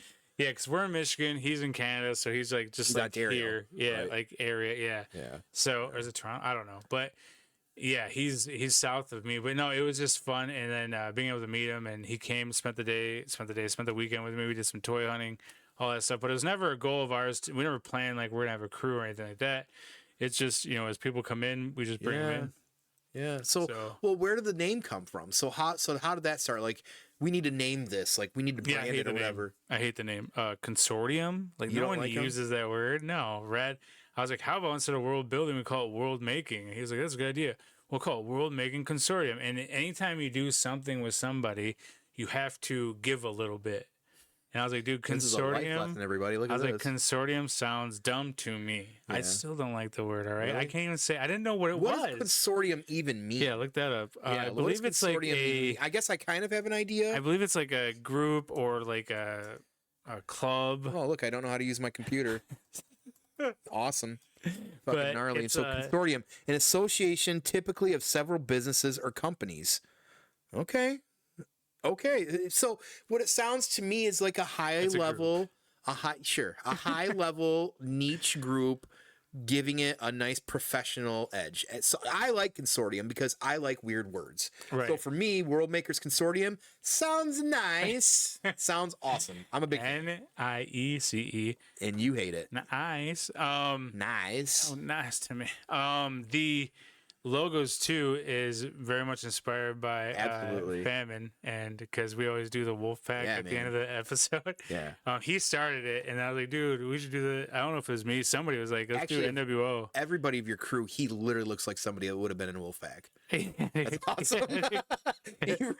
he really was in Wolfpack at one point. I know, man. I got to meet him at Legion Con, and it was like. There was no like, oh, it's weird how, like it was that's what it was. I was like, let's go toy hunt. Like he walked with me, we did all the tables and stuff, so he went to go leave, and I was like trying to shake his hand. I wanted to hug him, I didn't want him to leave. It was really weird. Awkward. Yes, so there's a lot of that. I was like, I don't want you to leave. This first time we met, like it just didn't feel, we only got like a couple hours separation together. Anxiety, it sucks. Yes, right off the bat. Yeah. But yeah, we just went around, had a good time. It was nice meeting him. I've met everybody except for Brian. I haven't met Brian, so I'm sure we'll meet. He's gonna be at some stuff. He's south, right? Wait, in the south. Arkansas, which got hit with some snow, and I was like, did you go out and touch it, man? South, right. South got hit hard. My friends in Georgia are fucked right now. Yeah, he's in Arkansas, and he got like what we got last night, or a little bit more than what we got last night. But nuts. Yeah, they probably got 6 to 12 or something. Yeah, everybody's been getting our weather, but us. We got 2 or 3 inches, maybe. I got like it's not 4 that by my area. And at least I did the sidewalk for you because I don't have a blower. I'm not allowed to push and snow right now. I did last night. Yeah, here's the thing. Clearly, I'm chubby, so it's hard and not fun. But that's like heart attack type stuff, man. Like, right. Well, the biggest thing, and I still haven't bought a stupid thing, and I need to get one, but I have a hard time spending $400 on something I use for 2 days of the year. Yeah, right? It's in my head. It's wired that way. But what was my train of thought going on that? Oh, shovel? because of my fucking dumb asthmatic lungs out in the cold like that. You got knee issues and everything else too. That I can handle, but the out in the cold with the asthmatic lungs, when you start like sweating and getting heat and you're breathing like that, that's how I always end up getting fucking bronchitis. So I'm so scared to be out there for too long because last year was one of the worst rounds of bronchitis I'd gotten, and it was because I was outside on a Saturday night, had just been in a hospital and got all their gunk, and it like the cold I had turned into bronchitis again. Yeah, and it's fucking. If you've ever had it, it's like pouring concrete in your lungs. It's awful. And people die all the time from shoveling snow. Yeah, well. So I mean, when I'm doing it, I'm like, is this too much? Am I going too hard? Like, I don't want to. Right. It's got a big pusher. I don't have the wheel ones, but I do like the pushing ones because you're not doing this. I like all of them for different areas. So fair enough. Yeah, I just need to. We were gonna get one, and pushing ones get too heavy sometimes. They do. Yeah, they do. That's why you need the wheels almost to kind of keep it going. What are you talking about, wheels? You ever see the wheels with the 2 wheels and like it's almost literally like a snowplow? Guys. Let's set the tone. I thrive in chaos when there's 2 Sagittariuses in a seat. That's how it works. Our minds are all over the fucking place, everywhere. So it's a fucking handle with 2 wheels on it and a plow in front. So literally think of like you took a plow off a truck and put 2 wheels behind it and you push. It's still a shovel though. A push shovel, but it's not like how the big ones where you just push like I got one out there. Yeah. Right. This has got, so think of just like a normal plow. That's crazy. But with 2 wheels. Yeah. So people have been using those, and so I've been debating that, but I'm like, at that point, maybe I should spend and get like an actual snowblower. Hire somebody in the neighborhood to do it. I don't know them all like that because I could. I should. I've thought about it. But I hate to even ask that. I'd be like, hey, you need $20 to do my lawn work, I'm a lazy piece of shit. That's what I do. Yeah, I don't know. Anyways, I haven't been though. Everybody's been getting our snow, so even 4 inches under is less than what even Ohio's been getting, which they deserve it. They're fucking Ohio, but you know what that storm is? That storm, again, guys, sorry. That storm is because I'm huge into weather. Like that's my thing. Like how you are about dinos. Like I wanted to be a meteorologist, I think, but there's a pressure system that was going out, and one that was coming in. That's how the fires started. In California, that same system is still pushing. I did see something a little bit about that, so that's the full deal. Well, so but it's under us. But it went through Texas and brought all that precipitation. Yeah, Dallas got hit hard too. And we're just getting the outskirts of it. Like it's not even close to Michigan. Like it's which we're fortunate of. And the other one back out into the ocean type area, so Yeah. it was supposed to go back out. So. And so much of the climate in the United States is controlled by the Rockies too, which you probably already know as a meteorologist guy. I'm not a meteorologist, but yes. I'm also big into the weather shit. I didn't know that, but I'm not like maybe you might. Well, we can talk about barometric pressure if you'd like. I mean, if you want to, you're crazy. I was exposed to meteorology. I had an awesome science teacher as a kid, and I was enthralled with it when he started teaching it. I was like, "This is gnarly." How? Because then we Mark Terragrossa came to my 5th grade class. That was really loud. I'm sorry. Yeah, that was very loud. We apologize. Do you remember Mark Terragrossa? Absolutely. 285? Yeah, absolutely. He had a little garden and the thumb. And I don't know why they picked, but he did. Yeah, I remember him. Yeah, that's cool. Is he dead? I don't know. I don't think he is. So. Anyways, World Makers Consortium. You guys do shows on Friday, 8 p.m. Eastern. It's really fun. You guys bring in guests. Sometimes it's just you guys. Sometimes do round table, yeah, and like that's how I got to be involved. It's always a guest or it's always round table, right? And if you're a collector or want to just even if you got nothing going on like on a Friday night, like a lot of times lately on Friday nights I've been playing WoW, so I put you guys up. I can chat a little bit and listen and do that, and it's great. So that's on Radtoyz Galaxy's channel. Radtoyz. I'll put that link in there as well. Like I said, and then, I've been doing that. Grown Ass Men Toys. I've been doing stuff with them. I'm jumping in here and there on Thursdays. I probably won't be doing that. Because the reason I was on last week is because we are going to be doing a Tuesday show, not toy related. So I wanted to plug that real quick. Absolutely, that's what you're here for. Since Raw just dropped on Netflix, a lot of new eyes, which was a pretty good first run on Netflix. That was a good episode. I was like, it's not going to always be this big. It's not going to be so much promos. There's going to be more wrestling. Anyway, all that stuff we want to talk about because Comrade, who's part, 1/3 of Grown Ass Men Toys. And that's what they always say. So Comrade knows nothing about wrestling. He's like, what'd you guys watch all them sweaty men for type of thing. Marvelous knows, like, he's deep in it. You might know more than all of us combined, but it's not about, like, we have the answers. It's about, let's just talk about it. So we're going to talk about, and, like, what people talked about the day after. Because there's so many eyes now. The Twitter's been blowing up. That Threads is blowing up. All this stuff. We want to bring up topics and give our opinions or just talk about it from 3 different areas. I want to have you on there at times where he's more than welcome to jump in. He'd love to. Having a pro wrestler. It's probably, that would be, and I know sometimes he's got in that world. You also got to be that too. You also got to be careful. Like you don't want to shit where you could eat your breakfast kind of thing too. Yeah. So, yep. But he can give perspective from a background side of it as well too, and I think it's great you got somebody that doesn't watch it that does that bit with the sweaty men things because it's clearly it would be funny comedy for commentary, but 2, like he might grow into liking it. He wants to know more. Or his perspective will be different because you're looking at through. And he's not like a complete lenses. Like he's one of the smartest people I know, so it's not like he's like I don't know what's going on. He knows. Like Randy Savage, like he knows like Macho Man, he knows stuff like that. Oh yeah, the cream but boys, right? I'll be like, he's like, who's that guy? Who's the guy wearing that exotic clothes and he looks like a stripper from Miami? I was like, that's Jey Uso. Like, we eat around here all day too. Yeah, we'll eat all day. So so that's it. Every time in the chat, I'm like, yeet, and I'll put the hands up. He's like, I don't know what that is, and I'm like, yeah, never mind. So. It's great that he's on there. He's like, he looks like an exotic dancer. I was like, that's The Rock's cousin. And then Solo comes on, and I'm like, that's The Rock's cousin. And then Jimmy comes on, I'm like, that's The Rock's cousin. And then Roman and Cody's fight, or not Cody, Roman and Solo's fight. I was like, that's The Rock's cousin. He's like, damn, man. I was like, it's called The Bloodline. Yeah. I was like, we should do it right. What? Should we do it like Jacob does it when he's on the wrong side all the time? Yeah, right. You ever see him fixing himself? Yeah. I know you're a fan, but I do love Bloodline, and I love the song that they come out to. Like Roman Reigns is probably one of my favorite modern era. Yeah, dude, that just when it hits, dude, it's so fucking awesome. And then gets to the point, and he raises we the ones. Yeah, I love. I know a lot of people don't because they had the belt for a long time, but long-term storytelling. Sorry guys, it's old days. Hey.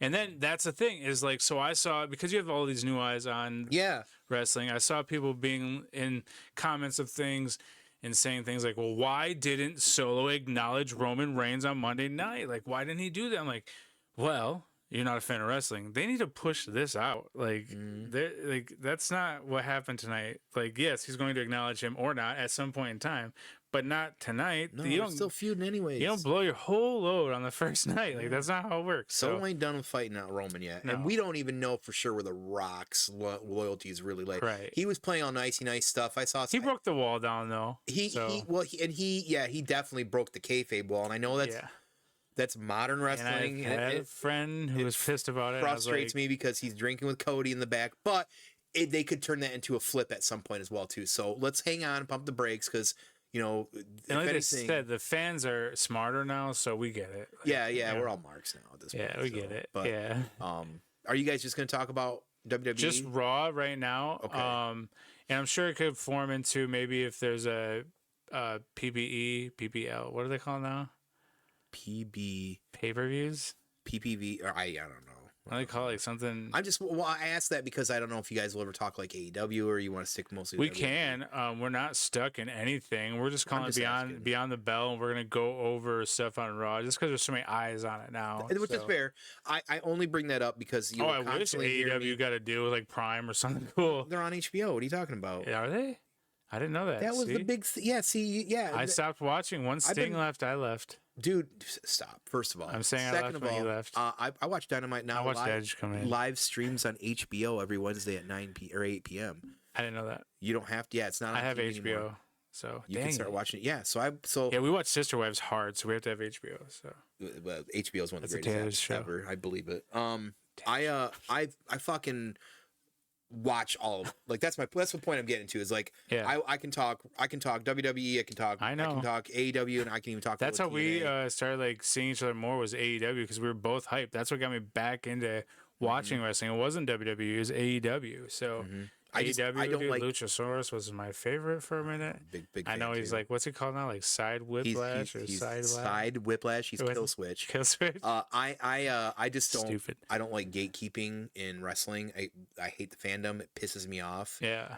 Like if you're a wrestling fan, like you can certainly look at the pros and cons of each because I'll call WWE and AEW both on each. Like I got pros and cons with both that I do and don't like. But I'm a wrestling fan. Like I love it all. Like the fact that Triple H has turned WWE around again and done it's great. The fact that AEW is like very hyper wrestling in a different form of product that's not WWE is also great. Yeah, I just wish they had more eyes on it.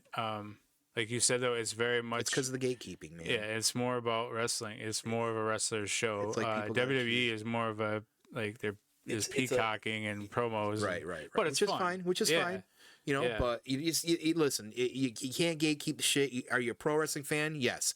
Do you prefer one over the other? Yes. Shit, I like it live. That's too. Okay. I like the local live stuff. Oh, yeah, absolutely. So, absolutely. Yeah. But, if you like it, like, stop, like, brand loyalty needs to stop and end sometimes when it gets a little too toxic and far. But people need to pick a team too. And that I hate that culture in this. And that's it goes with everything now in the U.S., like the world, like everything is you got to pick a side and die tribal, on the hill. It's awful, and it's tribal, but it's not the right tribal because it's not the bloodline. They're in a lot of different companies. So actually, but yeah, I mean, even with politics too, like I'm pretty sure everybody wants the same thing, but then people are just picking teams. And, When we started treating politics as a sports team, that's when it's gotten so bad over the last 10 or 15 years. Yeah, no, I agree completely because I think everyone just wants the same thing. They want what's best for their family. Like, right. and I think the only difference with some people is like, and of course we don't ever we will at some point. I'm gonna have Chance on here, and you guys are gonna hear some shit that'll blow your heads off. I also want what's best for everybody. That's the thing. Yeah. I do care about my family and my friends and stuff like that, but I want everybody to be well. Yeah. And that's just how that's how I deal with life in general. I care about everybody. If you're a decent person or you're trying to be a decent person in life, then I probably give 2 shits about you. If you're a shitty person and I can tell I worked retail for 20 some years. I know good and bad people. I'm a good character judge, but that's how we met. I cut shitty people out, and then I just don't care anymore. But for the most part, if you're trying to do good in life and doing the best you can, I do tend to care about a lot of things. But so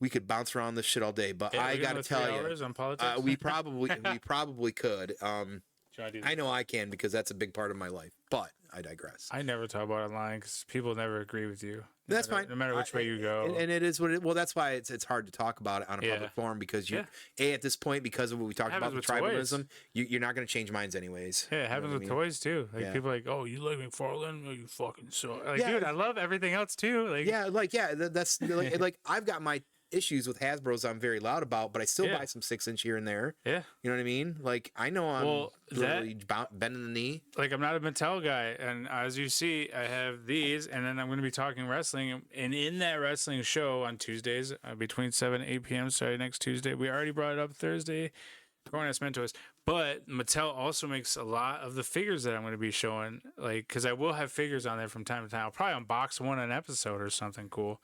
So that's a great idea. Yeah, just because it's going to be on a toy channel. It's going to be on Growing as Mentor. So I wanted to make sure, we still have a toy element to it, but it's still we have other things that we were passionate about, like that we talk about on the daily, and we wanted to bring that to light. And it's bigger than like a World Makers Consortium or dinosaurs. Like a lot of people are dinosaurs, but it's a bigger, hopefully bigger eyes, bigger audience. Yeah. Maybe it'll bring some of the people into our toy world too, so vice versa.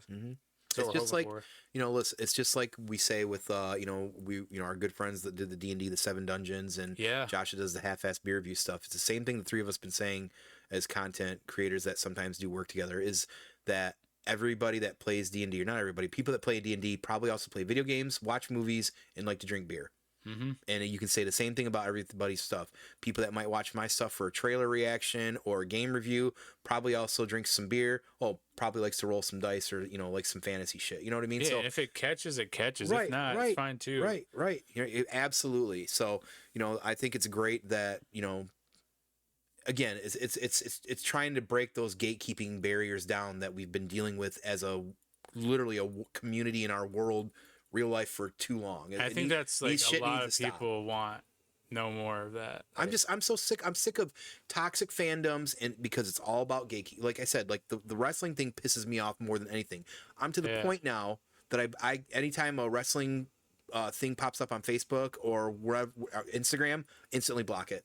Do you ever? I won't subscribe to Dirt Sheets. I won't any of it. Like I like PW Insider or whatever it is. I mean, I'm not. I like to read the stuff because I like to see what everyone's thinking. Not that I agree or disagree. I just want to see it. Well, the problem is everything out there, especially with wrestling, is all like people saying they got insider scoop information and then they're wrong. Like whether it's about Malachi Black, whether it's about what's his name, Bronson being hurt, he had to come out and say something publicly because people were saying his injury is this. Yeah. Like fuck all of it. Like unless it's specific wrestlers coming out of their mouth. Like Dustin Rhodes' big announcement was very exciting. I was very hyped to see that. He announced that all on social media and is very excited to see what he's doing. So he re-signed with AEW. He was going to retire this year and just continue to focus on his wrestling school, but he re-signed to keep going with AEW, and he still says it's the best he's ever felt in his career with who he's been working with, because he's also the women's teacher coach, wrestling coach. So like, which is a hot division, like big division. Yeah, AEW's women's division, which actually they could stand toe to toe with WWE. Yeah, absolutely. I'm a big fan. Well, look, like one of their biggest people, what's her face? Jade. Yeah. Oh, yeah. Jade Cargo. Yeah, she's the future. I'm a huge fan of Jade. I see something happening though. I don't know. I know her and Bianca are about to be. They always make the good the tag teams are pals for feud. Well, listen, Naomi just came in. She never really won the tag team championship. Yeah. So I'm thinking Jade's gonna come in, and this is what we're gonna be talking about. Like this is the stuff that This is what I want to go over. But yeah, it'll be stuff like that. Like Jade, obviously the stuff that she's posting on social media. It's all work, man. It's awesome. Yeah. Wrestling right now, if you're a fan again, it's good. Without the gatekeeping, enjoy it all. It feels like when I was a kid watching it. Yeah, it feels and I even like the stuff where I watched something where the guy doesn't have the ring. He just has like the platform, and they do like, it's almost like real wrestling. Like, I don't know, MVP was just on there fighting the guy. He's a big, huge white guy. I forgot the name of it, what it's called. MVP's with AEW, right? Yeah, he on the weekend he went and did this gig where it was him versus this guy, and cool. he actually, dude, he can still wrestle. Dude, MVP is legit as Yeah. fuck, and I love that they're the Hurt Syndicate right now in AEW because Bobby Lashley and Sheldon Benjamin, like, Bobby bro, Lashley, I don't know. Sheldon Benjamin never aged ever. I don't think, yeah, he looks like Looks a baby. exactly the same when I was a Gerber kid. face, yeah. But Bobby Lashley can really hurt people in real life. Dude, Like yeah. I've heard UFC people talk about, yeah, so we were training in this one place, and like, oh, go to Bobby Lashley, go train with him. And one of the guys was like, don't do it, man. Like they're setting you up. Like, no, he's just a wrestler on TV, and they're like, no, he's not. Like he will mess you up. Like, and he was putting people in holds that UFC fighters couldn't get out of. Because that's how strong he is. That's And that's who exactly- he trains with. Yeah, that's fucking gnarly. Like, not to say that the wrestlers aren't strong and stuff like that. Like, the stuff they do is insane. Some people are just a little bit level. But some of it is entertainment. But what he does on the side is, you know, he's in the UFC and shit. So, well, I don't know if he's UFC, but he's K1, right? Yeah, something like Yeah, that. Like one of so- those other, like, Yeah, which he smaller. really hurting people. Yeah, Really hurting people. fucking gnarly. We hurt people. How do they say? Isn't there a chant? Yeah, something like that. Hurt people, So- hurt people, or something. Yeah. I don't know. I don't know. Some of the top stuff that's going on in AEW, like I'm a huge Swerve Strickland guy, huge fan. I love the Ricochet shit. Like, Yeah, I don't know, man. It's just it's a good. Again, if Ricochet's you're a wrestling great fan, wrestler. just enjoy it all. Yeah, Just enjoy it all. You can have pros and cons. Hey, critique it. Nothing's. Don't get complacent. Anything Mhm. that's seemingly good still has things that can always do better. Nothing's Yeah. ever 100%. I can critique and shit on AEW right now. I can do the same for WWE, but I enjoy them both for some different reasons, and I just love wrestling. So me too. once again, let's we're gonna switch cams here. I want we're doing to this? yeah, we're finally You're gonna do this. I late. know, huh? Well, of course I do because I am know now an you're unboxing opening. video guy. And thank you GameStop, by the way, for those. And I you know, I'll talk about GameStop. I'm gonna do that as your here. Like, why don't you? Well, I'm gonna you can start just. doing this. I I'm can gonna open switch this over. up over I'm here gonna switch over. Hi, everybody. off cam, but I guess I mean, you could also do it you want me to for the show camera. people how. I don't know, This is the most boring part of unboxing. You videos. say that, I always but- skip this part. but people. Yeah, Hey guys, this is the box and the box art. This is the Allosaurus from the Hammond collection. So Listen, Mattel has many. there you go. There, as I say, you're gonna let's set the tone. Let's have a little bit of oomph and charisma. Mattel has behind it. many dinos that they put out, but the Hammond collection I like because they're more articulated and the paint scheme or the paint application's a lot better. You can see down here the ones that they have coming out. I can't see the screen anymore because he's Hang on. talking. You're doing a good job. Tell you that. Hang on. Look. Okay, there you go. All right, there's the box. It's really cool. They do have cool boxes. We got some more. Yeah, knife it away. If you want to move the mic this way a little bit and come in a little bit more into the scene and Ha! trying to feel you up. Sorry. Did you talk to that thing? Now, did you hear she got in trouble with the Bitcoin? Yeah, I did. Did she disappear? Did I hear that right? Like people haven't seen I her. don't know. Maybe. No, I mean like she's like she's like hiding out, like trying to say, "Damn." The big toe. This even.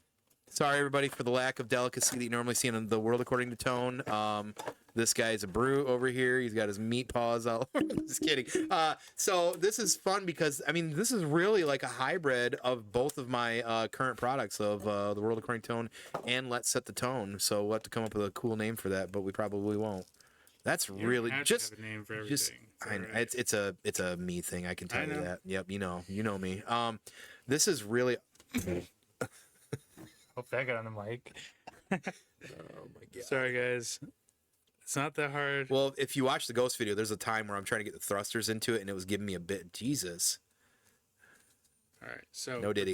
The tail. Oh, it's bendable. Yeah, that's what I'm saying. These things are mad. So What? What is this retail? this is like $30 some. That's not that bad at all. No, it's really good. So you're. Look how excited you are. I'm just trying to. I don't want to mess up on your show, man. So the Just teeth. give me Feel a the hard teeth, time. Don. Feel the teeth.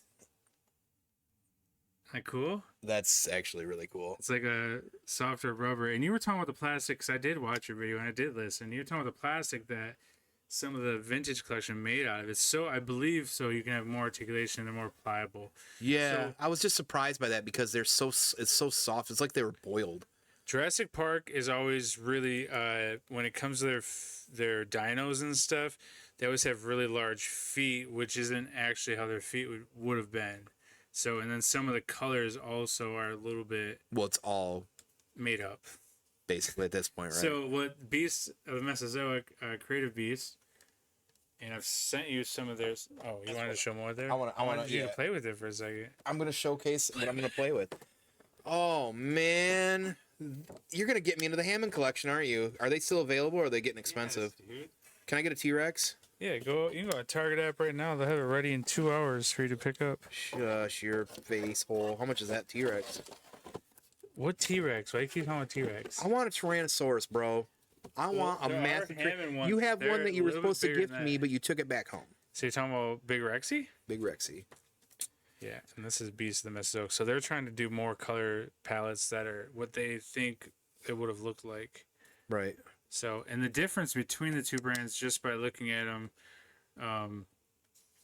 who aren't Dino collectors, these guys have feet that you can swap in and out, and they don't. So they just have more articulated things. But Now, if I remember correctly, I don't remember the actual period the Allosaurus was around, but Allosaurus was the main carnivore of its era, whereas the T-Rex was also in its own era, the main. but many big years baddie. apart, correct? But many years apart, yes.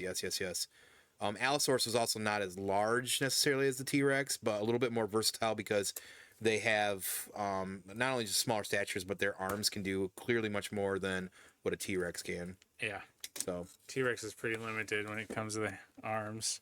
yep. So everyone makes jokes I with think the T-Rex. T-Rex arm. Doesn't Tyrannosaurus mean thunder lizard? I'm trying to remember. And so these are 118, and I believe Hammond collection is 3.75, which is a difference. Okay. So what's that difference? 3.75. Yeah. 3.75 is 3.75. 118 is closer to 4. So you're talking about a quarter of an inch. Is that a quarter of an inch? Don't math me with percentages. Hell nah, bro. Hell nah. So you're talking about 3 3/4 and 4 Is inches. this an Allosaurus as well, right? Yes. They're both Yes, Allosauruses. yes. Okay. It's That's two different companies. That's what we're doing. But We're doing yeah, I just wanted to show off some of this too. And we had the guys on World Makers Consortium. They're doing great work. Like I've checked out some of their stuff, man. It's The one guy is working for Hasbro too, and You can't Chris talk about is that. amazing. But the other guy that he introduced us to is like he calls him the prototype. Why do you keep I licking don't know. I that thing, kind of man? feel like this thing wants to make out with me. I don't know. man. Dinosaurs make Tone horny. We just found out. Dude, this is the child me right now is crying because I never really had a lot of dinosaur toys, and the ones I did have were the ones that didn't move.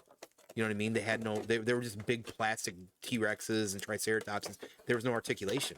Okay. You remember the old? Maybe you don't. Maybe this is gonna really age me. But like the Godzilla toys from like the '80s and early on were always like just big, large, like plastic things that remember. didn't move. Yeah. So like dinosaurs. Well, Jurassic Park when the toys really started hitting, I was not. I was kind of at that 14-year-old age where I really wasn't getting a lot of toys anymore. Yeah. Until I turned 18 and then I decided to 'Cause you be thought a girls were full-on cool. child. That's also well.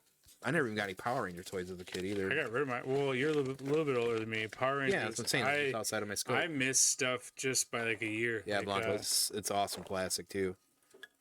Yeah, and then I just so I didn't so when the original Jurassic Park didn't come out, even though I saw the movie like twice in the theaters or whatever it was, and I just watched it actually a month ago, the OG.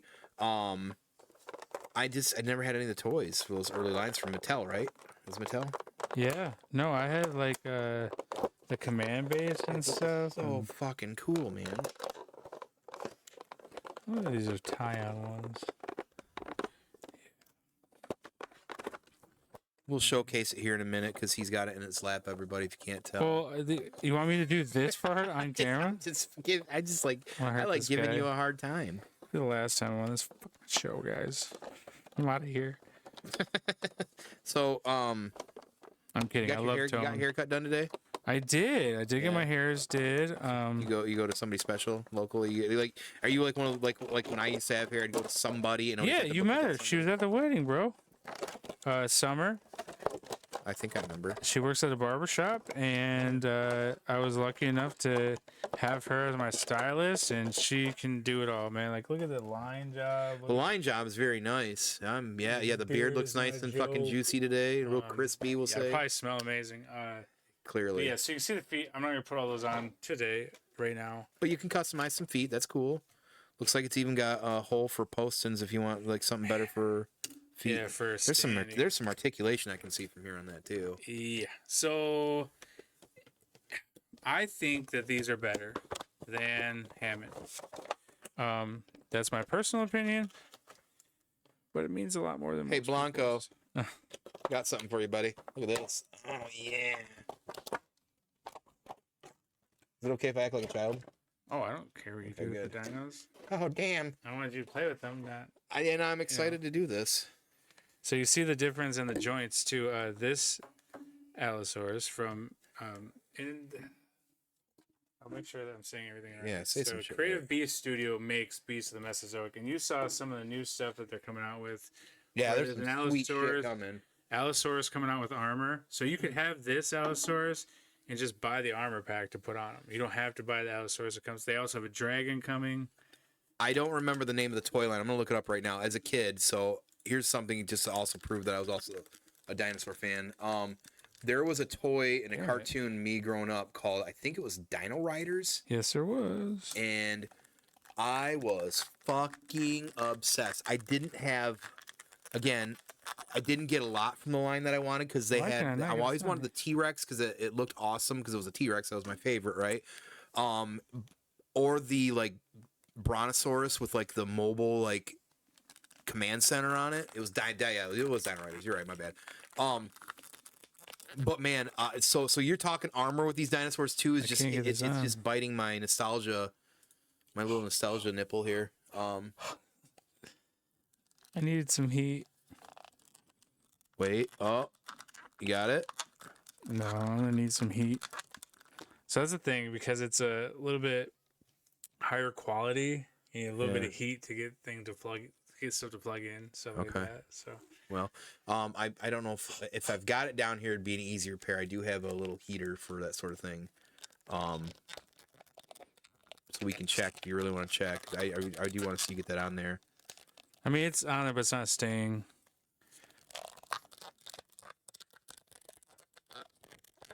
Like I'm saying, you can really mess with these toys. This is the content I've been waiting to see all day. You're doing a good job. I'm sweating from it. You want me to spit on it? Would that help? No, I wish I would have just put it together and brought them, but I wanted to do a thing with you, so. No, that's fine. You want me to bring up the BRB screen here and see if we can find that? Okay. Yeah, we'll go heat this up. We're gonna just take a quick break. I should probably take a leak anyhow, real quick, because you know me and my tiny bladder. So hold there. We're gonna be right back. All right. Well, I got to let the dog out as well. Sorry. Took the choir guy can't stop. We took a couple potty breaks as well. So let's get back over the loot cam there. So you able to use the heat gun, and yes, I did find it. Awesome, and check that out. Look at the nice, cool coloring. Yeah, crazy paint scheme. So yeah, I'll show you guys that a little bit. Crazy paint scheme compared to this guy right here, which is more on brand with like the Jurassic Park in that sense. And sponsored by Monster, of course. Celsius, he means Celsius. And just different, same dinosaurs, just different. So there's different companies, so you get some cool differences. This guy's tongue moves too, so if I can. What's the price on the Mesozoic version of an Allosaurus? Good question, man. I don't know if I want to tell the public. No, Allosaurus is a little more expensive.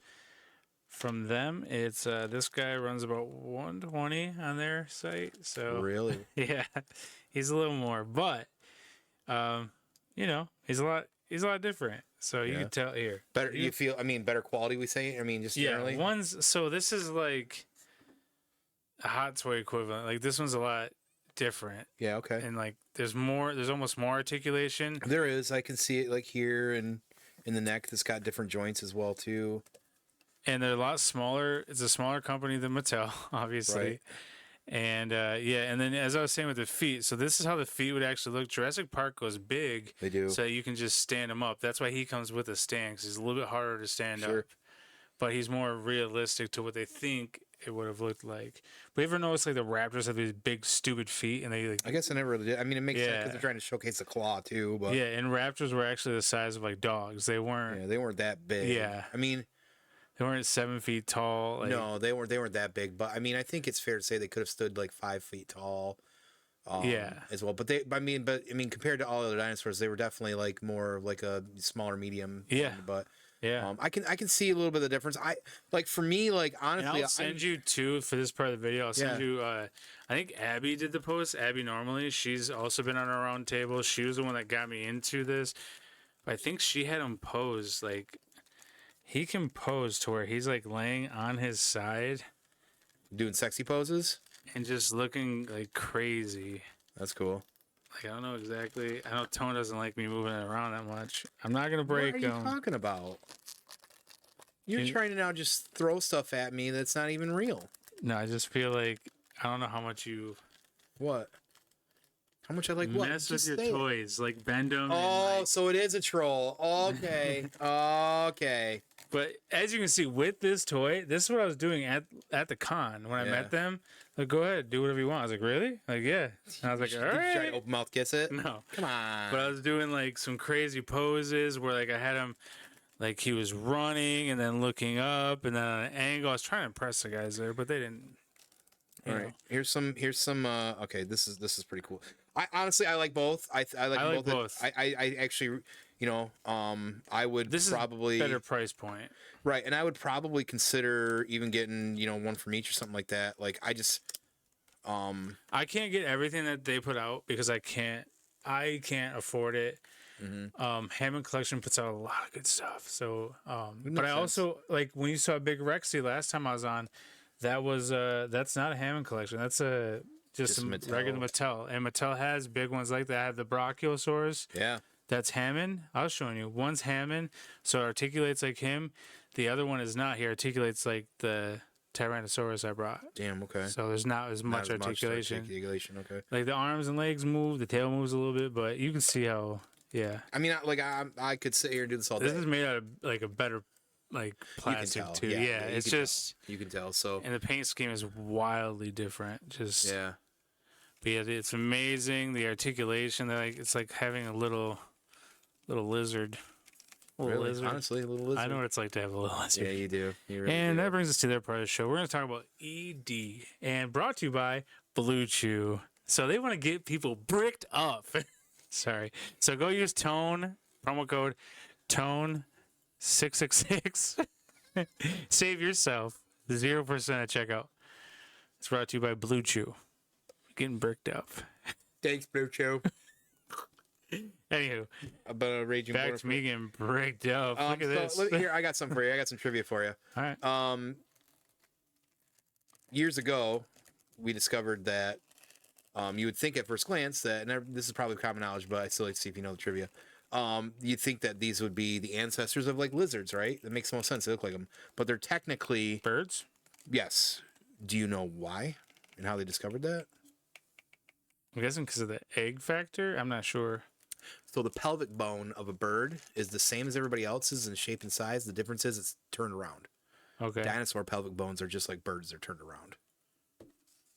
They're facing the opposite way. Doesn't necessarily mean that they came from that. Yeah. You know, I heard some people were saying that dinosaurs weren't even a thing. Pretty sure that a lot of scientists that their jobs has been pretty much in paleontology specifically I know. would probably. But I've smack heard you. people say that. No, I'm just open to Dinosaurs listening to anything. Well, I obviously that's why we're at where we are in the world, because that's very dangerous. I'm not saying I would take what they say and put it towards what I want, but oh my gosh. Anywho, look at this guy next to Commander Zilla. So yeah, it's the pelvic bone.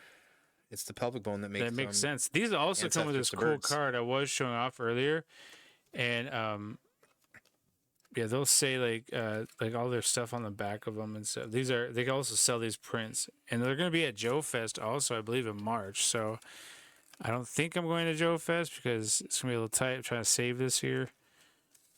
Fuck saving. Yeah. Just kidding.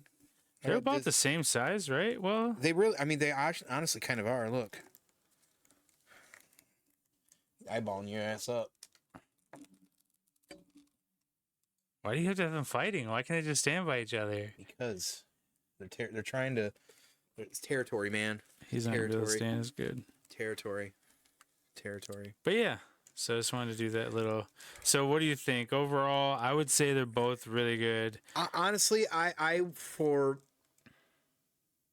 can tell that the Mesozoic is a higher price point and a little bit higher quality. However, do I feel like it's, and it depends, it's subjective, for if I was going to buy a bunch of dinosaurs, I just don't know if I could $100 and some bucks for one of these when outside of some articulation, some great things. And this isn't a knock. I'm not trying to knock that. But like, I would be satisfied enough with a $30 Hammond collection because I just want some fucking dinos, right? And you could just throw some paint on this and make it could. better. And I actually really like the paint scheme on this. It's very simple and basic. I like looking at them because they're fucking dinosaurs. You know what I mean? Yeah. You know, I get like, you know, especially because, you know, as far as dinosaurs, like a lot of people, they also hypothesize that they probably had feathers because of their relation to birds, colors, all that fun stuff. So I like that Mesozoic is able to have that ability to do that. Yeah. I just don't know, again, like if I would say, you know what, I want to collect a bunch of dinos, if I would just jump right in with that kind of expensive. If it was my main thing, sure. Yeah. And I still may, you know, consider picking up a piece of one from them. But I also know that I am also like aesthetically, like I like the colors of the simplistic colors right now as I'm looking at them, because I really like the grays and the blues there a lot too. But that's personal stuff. I think that the Mesozoic are fucking gnarly, and I hope that they have great success. And they got the Cyberzoic stuff coming out. Yeah, so, and that's another thing for me too. So I am going to look into it. I may pick up at least something from them. I feel like I should. Definitely. And they do have stuff on Amazon, but that's like their older stuff that Amazon still has. Yeah. So I don't think they make anything from it. So if you check out their site, I'm sure there's promo codes out there, so they're worth checking out. Yeah, I'm gonna have to check into getting something from them. Because they do have like some Raptors and stuff. They're like $20, $30, so it's nothing crazy. Okay. They're 1/6 scale though. Some of the Raptors. I bet. So they're like. They're a little bit smaller than this guy, but they're like pretty good size. Well, that Alibator, is that his name? Yeah, Alibator I opened up not too long ago. Yeah. Kilobator. Kilobator? Yeah, the Kilobator. I opened up him recently and gave one away. So it was, right, he's like a $60 dinosaur, just gave it away. So, but I have one, so I was like, I need to take some pictures because I like doing that when we're talking about all this stuff. I like taking pictures of everyone's stuff. Yeah, I'm not really doing much with that. Sorry. That's fine. Yeah, I don't really do. I like to do the pictures when it's part of the giveaway. So I want to promote something properly too. So, like, we're gonna have someone on the show, like Asia Station, like, hey man, send me a package of da da da. I'll take pictures of this thing, and then we'll give one away. Like when I first bring people on. So when they came on, I was like, hey, I want to buy because he really liked the Kilobator. That's his name. A Kilobator. A Kilobator, not Kilobator. Kilobator. And he calls him a Kilobator, or no, maybe it's, I don't know. Anyway, I have many posts about him. I should know the name, but I like to take pictures of this stuff, and then that way we can kind of promote it from that aspect, and people can see what they could potentially do with it. You know, not saying I'm the best at photography, but it's just an idea of a way that you could go with it. Mm-hmm. No, that's cool. And that's, like I said, you know, that's one of the great things about this community is, like, especially people like you who just like to share and promote, and you're not even always worried about yourself. You're usually quite humble in a sort of way as well. Get her. Yeah, because you only can go so far on your own. You gotta have help. Right. You know, and some people don't want to ask for it, so I'm willing to help out and get their stuff out there and get more eyes on it. Yeah. No, that's the way it should be. No, I love that. So trying to set these up. Well, as you're trying to pose here, kind of bring it towards the end. We're gonna rabble on down the thread here. So, for you right now, what is like the hot figure hotline? Is it the Mesozoic? Is there something different that you're really like in tune to right now or excited about? I think I just kind of like all the same stuff all the time, but I really enjoyed Joy Toy with the Ninja Turtles and stuff coming out. Yeah, those look really awesome, by the way. Yeah, I still have to get the April and the Splinter, but I do have all the turtles, the shredder, all that stuff. Bebop. I just haven't taken any pictures yet, so I just really want to get this about. I'm really excited about like every Wednesday, Joy Toy drops new pre-orders. So That's cool. it's really That's cool. the big thing then. Okay. Yeah, Okay. so I'm focusing more this year, mostly on this year. It's a new thing, 118. Excuse me. So yeah, I want to do as much 118 as I possibly can, but I'm also looking to like purge a little bit and save a little bit, man, because I want to do other stuff. I want to go to some of these events, Travel. Yeah, Have lunch. yeah, stuff like that. You know, You know, eat dinner. I get it. Get it. Over here trying to buy all these hot toys nowadays. I got a problem, but hey, at least they do payments. I do This appreciate guy's that, especially at the what is it, the layaway or whatever it is. Like I said, Rex will be here at the end of the month. I'm excited about that, to go in there with Ahsoka and Darth Maul. So I have the season 7 Clone Wars trio. I mean, That figure is really nice. and it is awesome, and it goes exactly with those two figures. So I'm not like I do want an Anakin, but the Anakins that are out are more from the Clone Wars movie and not end of Clone Wars. Oh, yeah, there you go. I can't even stand. Yeah, This is my problem at the show. Yeah, I know. And they're like, just use the stand. I was like, no, I can do it without the stand. Yeah, Like that is a you thing for sure. I know. But anyways, yeah. So Rex will be here, and you know, I definitely want to get an Anakin as long as it's like around the time, because season 7 is, you know, when he separated from Ahsoka at that point with season 7, he was heading to Coruscant to save Palpatine from being captured by Dooku. So I do. Then you're gonna have to get all the clone troopers. No, I kind of want an Anakin to go with that, but Yeah. I'm not overly concerned if I don't, because Anakin, while I've grown to like him much more, I love him in Clone Wars especially. I'm not worried about him as much because I love Maul's arc from Clone Wars through, and I clearly Ahsoka is one of my favorites, and Captain Rex is also right up in that top too. Captain Rex is fucking gnarly, so I care more about those three, I guess, in the end than I do Anakin. Rex is really cool. Rex is great. So, last thing that I'm gonna have you do, and then I'm gonna do a little bit of housekeeping here, is you're gonna dance. Can we do dance off? Kinda. I got some cardboard. We can get down some break I was dancing. kidding, man. Okay, my bad. I want you to go ahead and take this time here to promo out all your shit. Go ahead and just promo it all out. Real quick here. Promo all your All stuff. right. So Talk about it. Talk every about Friday, everything you're doing. Every Friday, World Makers Consortium, a 118 scale. It's not always 118, but World Makers Consortium. We talk about world building, and not sure who our guest is going to be next time, but every week we have a new guest. So definitely check that out. Fridays, that's 8 p.m. Eastern Standard Time, Radtoyz Galaxy. And then on Tuesdays, I'll be on Grown Ass Men Toys. We're not sure the time yet, but I know it's between 7 and 8. It'll probably be 8. Is that on Insta or is that on YouTube? That's on YouTube also. They have their show on Sunday where they do a toy room tour. This week, they're actually going to have Robo. I'm not sure when this comes out, but Robo Toys will be on there. Robo Don't Know from Foosh, if you guys remember Foosh. Robo is going to be on there doing some talking, and then they have their Collector's Corner on Thursdays, also around 8 o'clock. On Sundays, it is at noon. Anyway, Tuesday, I will be on there, Beyond the Bell. That's going to be our show, and we're going to be talking everything WWE Raw. Does that start this coming week? It starts Tuesday. Yeah, Wow, coming okay. up. And we just kind of did a little, like you and I did, we did a little 20-minute, 30-minute of what it's going to kind of be like on the last Collector's Corner. So Cool. I think Collector's going to be showing up too, Collector 425 throughout. I just know that he works a lot more at like longer hours than us. So he works like some 16-hour shifts. So it's hard for him to be on everything. So I just was like, I came to them, I was like, hey, I got an idea for a thing. And I was like, let's use your platform. And they're like, okay. So they were about it. So, because, Tuesday's one of the free nights I do have in this world. Not anymore. So, not anymore. Not anymore. You talking like an hour? I think longer. It's probably gonna be an hour. Yeah. So yeah, I envy everybody that can really do the content in like an hour and keep it well. Like I'd look, guys, the World Makers does a good job of keeping it there. Oh, Not me Rad. so much. Yeah. Oh, Rad's. Yeah. Rad's like, oh, it's 30 seconds fast. Have a good night, guys. Yeah, I'm like, that's hey, I'm in the middle of talking. That's something that not a lot of people are good at. I mean, I don't really mind so much with Let's Set the Tone because to me it's a free flowing conversation everywhere. I'm not trying to be like that, but it is hard to do that, and I do have a lot of respect that he can do that. So so we got all that. So is that everything? Is that anything else? I mean, we got Amrak Spot on Instagram. I'm gonna have a lot of these links in there too for Went and some of the other guys as well. I'm a fan of Rad and appreciate being able to connect with him as well. So I'll definitely have his so you can check out Friday nights with them. But yeah, anything else you want to shout out there? I Anything think that's all. I just wanted to that's show you all. this. Just got a lot. Oh, the tongue does move. Look at that. Yeah, he's got to get something under it. But Yeah, maybe the other dinosaur, under it. No diddy. make his tongue come out.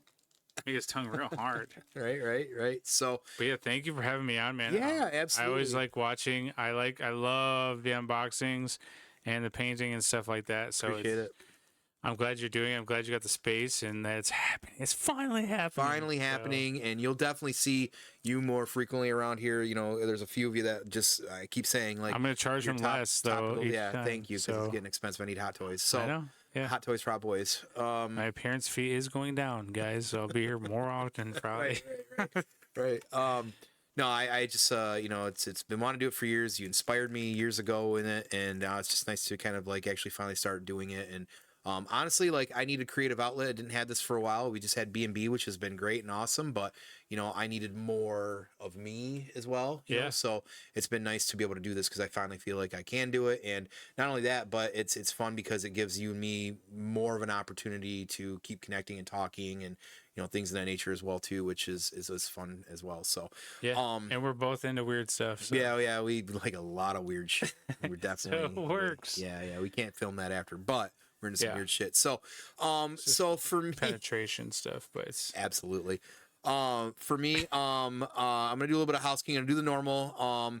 First one I want to do, of course, as always, make sure to check 7 Dungeons out, 7 p.m. live every Monday on Twitch for the best Dungeons and Dragons gaming out there in the world. My man Drassen is out there spinning amazing yarn, working hard on it, getting some good stuff out there for these players to eat up, and just building a crazy world within the Forgotten Realms in the D&D space. Some new content has been getting an update on the Hasbro side, so new rules and different stuff. So they're excited about that.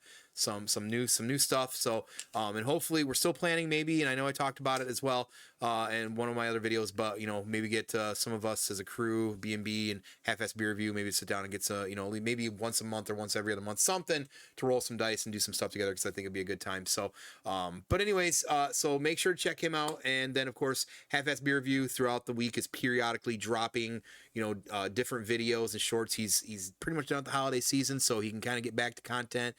So he's starting to get some of those shorts out. They're awesome. He does great with them. They're funny.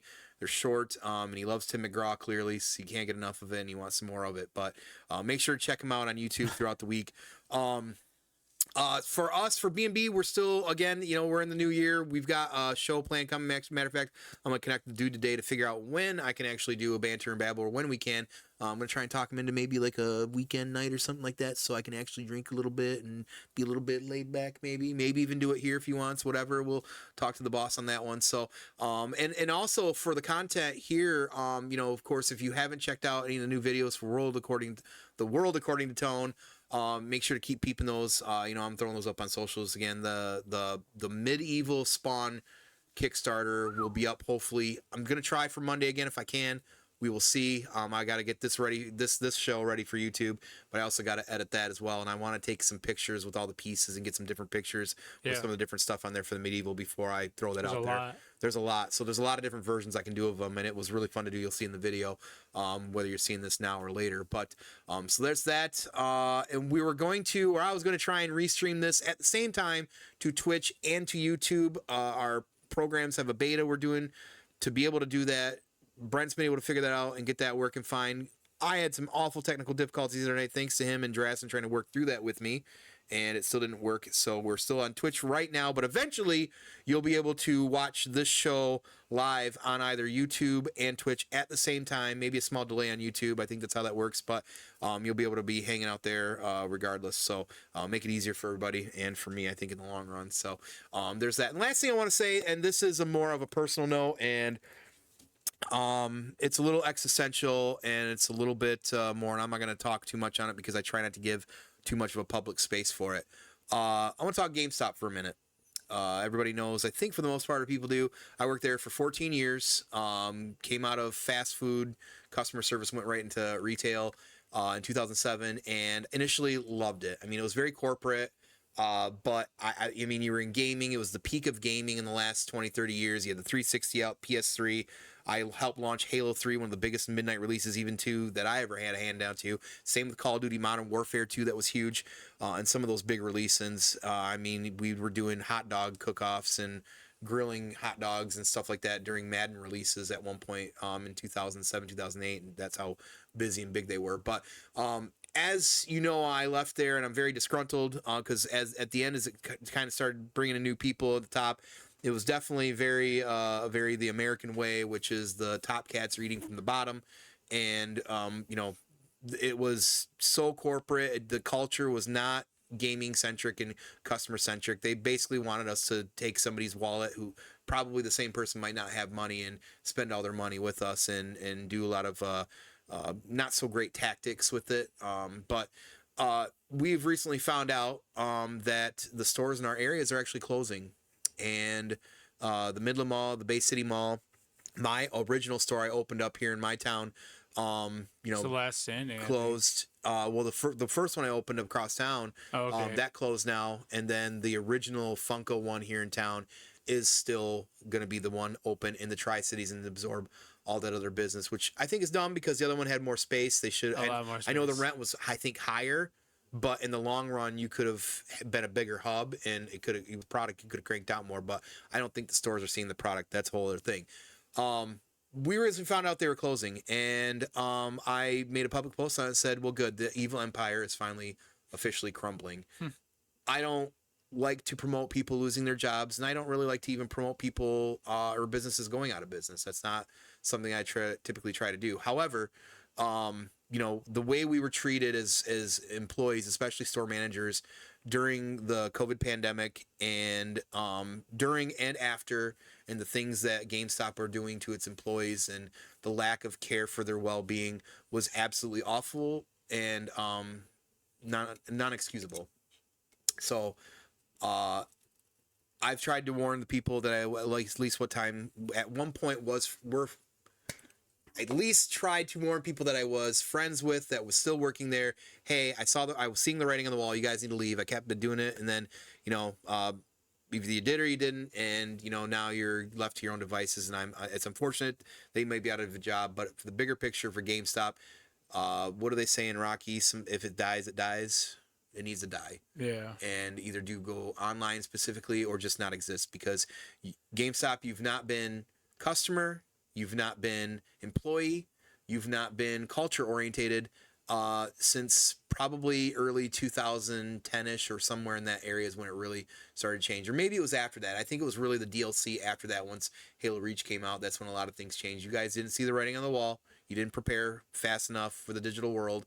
And while I don't think that's fully what killed you, I think it really comes down to your culture and your lack of foresight. So, good to see your closing stores, and I can't wait to hope you're done. You treated us awful, and I fucking hate you. So, and I mean that wholeheartedly. Now, I will say the good things, getting to meet people and making friends for life on this. Yeah. And, you know, through GameStop and some of the customers that I've gotten to be friends still in real life is awesome. And I really appreciate and love all you people. I miss a lot of the customers. I take that. I missed 10% of you because the 90% were awful because GameStop catered to awful people, and that's just how it rolled. People trying to scam the system, but there's a lot of good sales going on right now. But yeah, there's a lot of good sales at some of these locations. So keep a peep out for them. Some action figures. Yeah, eat them up. Save as much money as you can so you can fuck GameStop over in the long run. Woo! Good night to you. And to that, I want to thank everybody that stopped by. Let's Set the Tone for hanging out for another episode. Again, thank you to Wentzillah for being here. Appreciate all of you. Keep checking out the awesome content that I'm doing. I call it awesome because it's me doing it as the world according to Tone. And also make sure to check out Dude doing these awesome game live streams of this amazing Indiana Jones game. Looks incredible. He's doing a great job of it. You know, he's loving this game, and he's a big indie fan. Yeah, you gotta I mean, it's fun to fucking watch. Like, I'm not saying all game streams can be great to watch. Dude is really good at making those kind of game streams fun, but a game like this is just it's a story, and it's like you're watching an Indiana Jones movie. So make sure to check out when he's doing those as well. So but we appreciate all the support as always for Myself, Fanboy Tone, Commander Zilla, and Wentzillah. Yay. Thank you for hanging out with us and letting a couple Sagittarius fools be random. Sorry, guys. We are not. You guys have a great rest of your day. Appreciate you. Bye.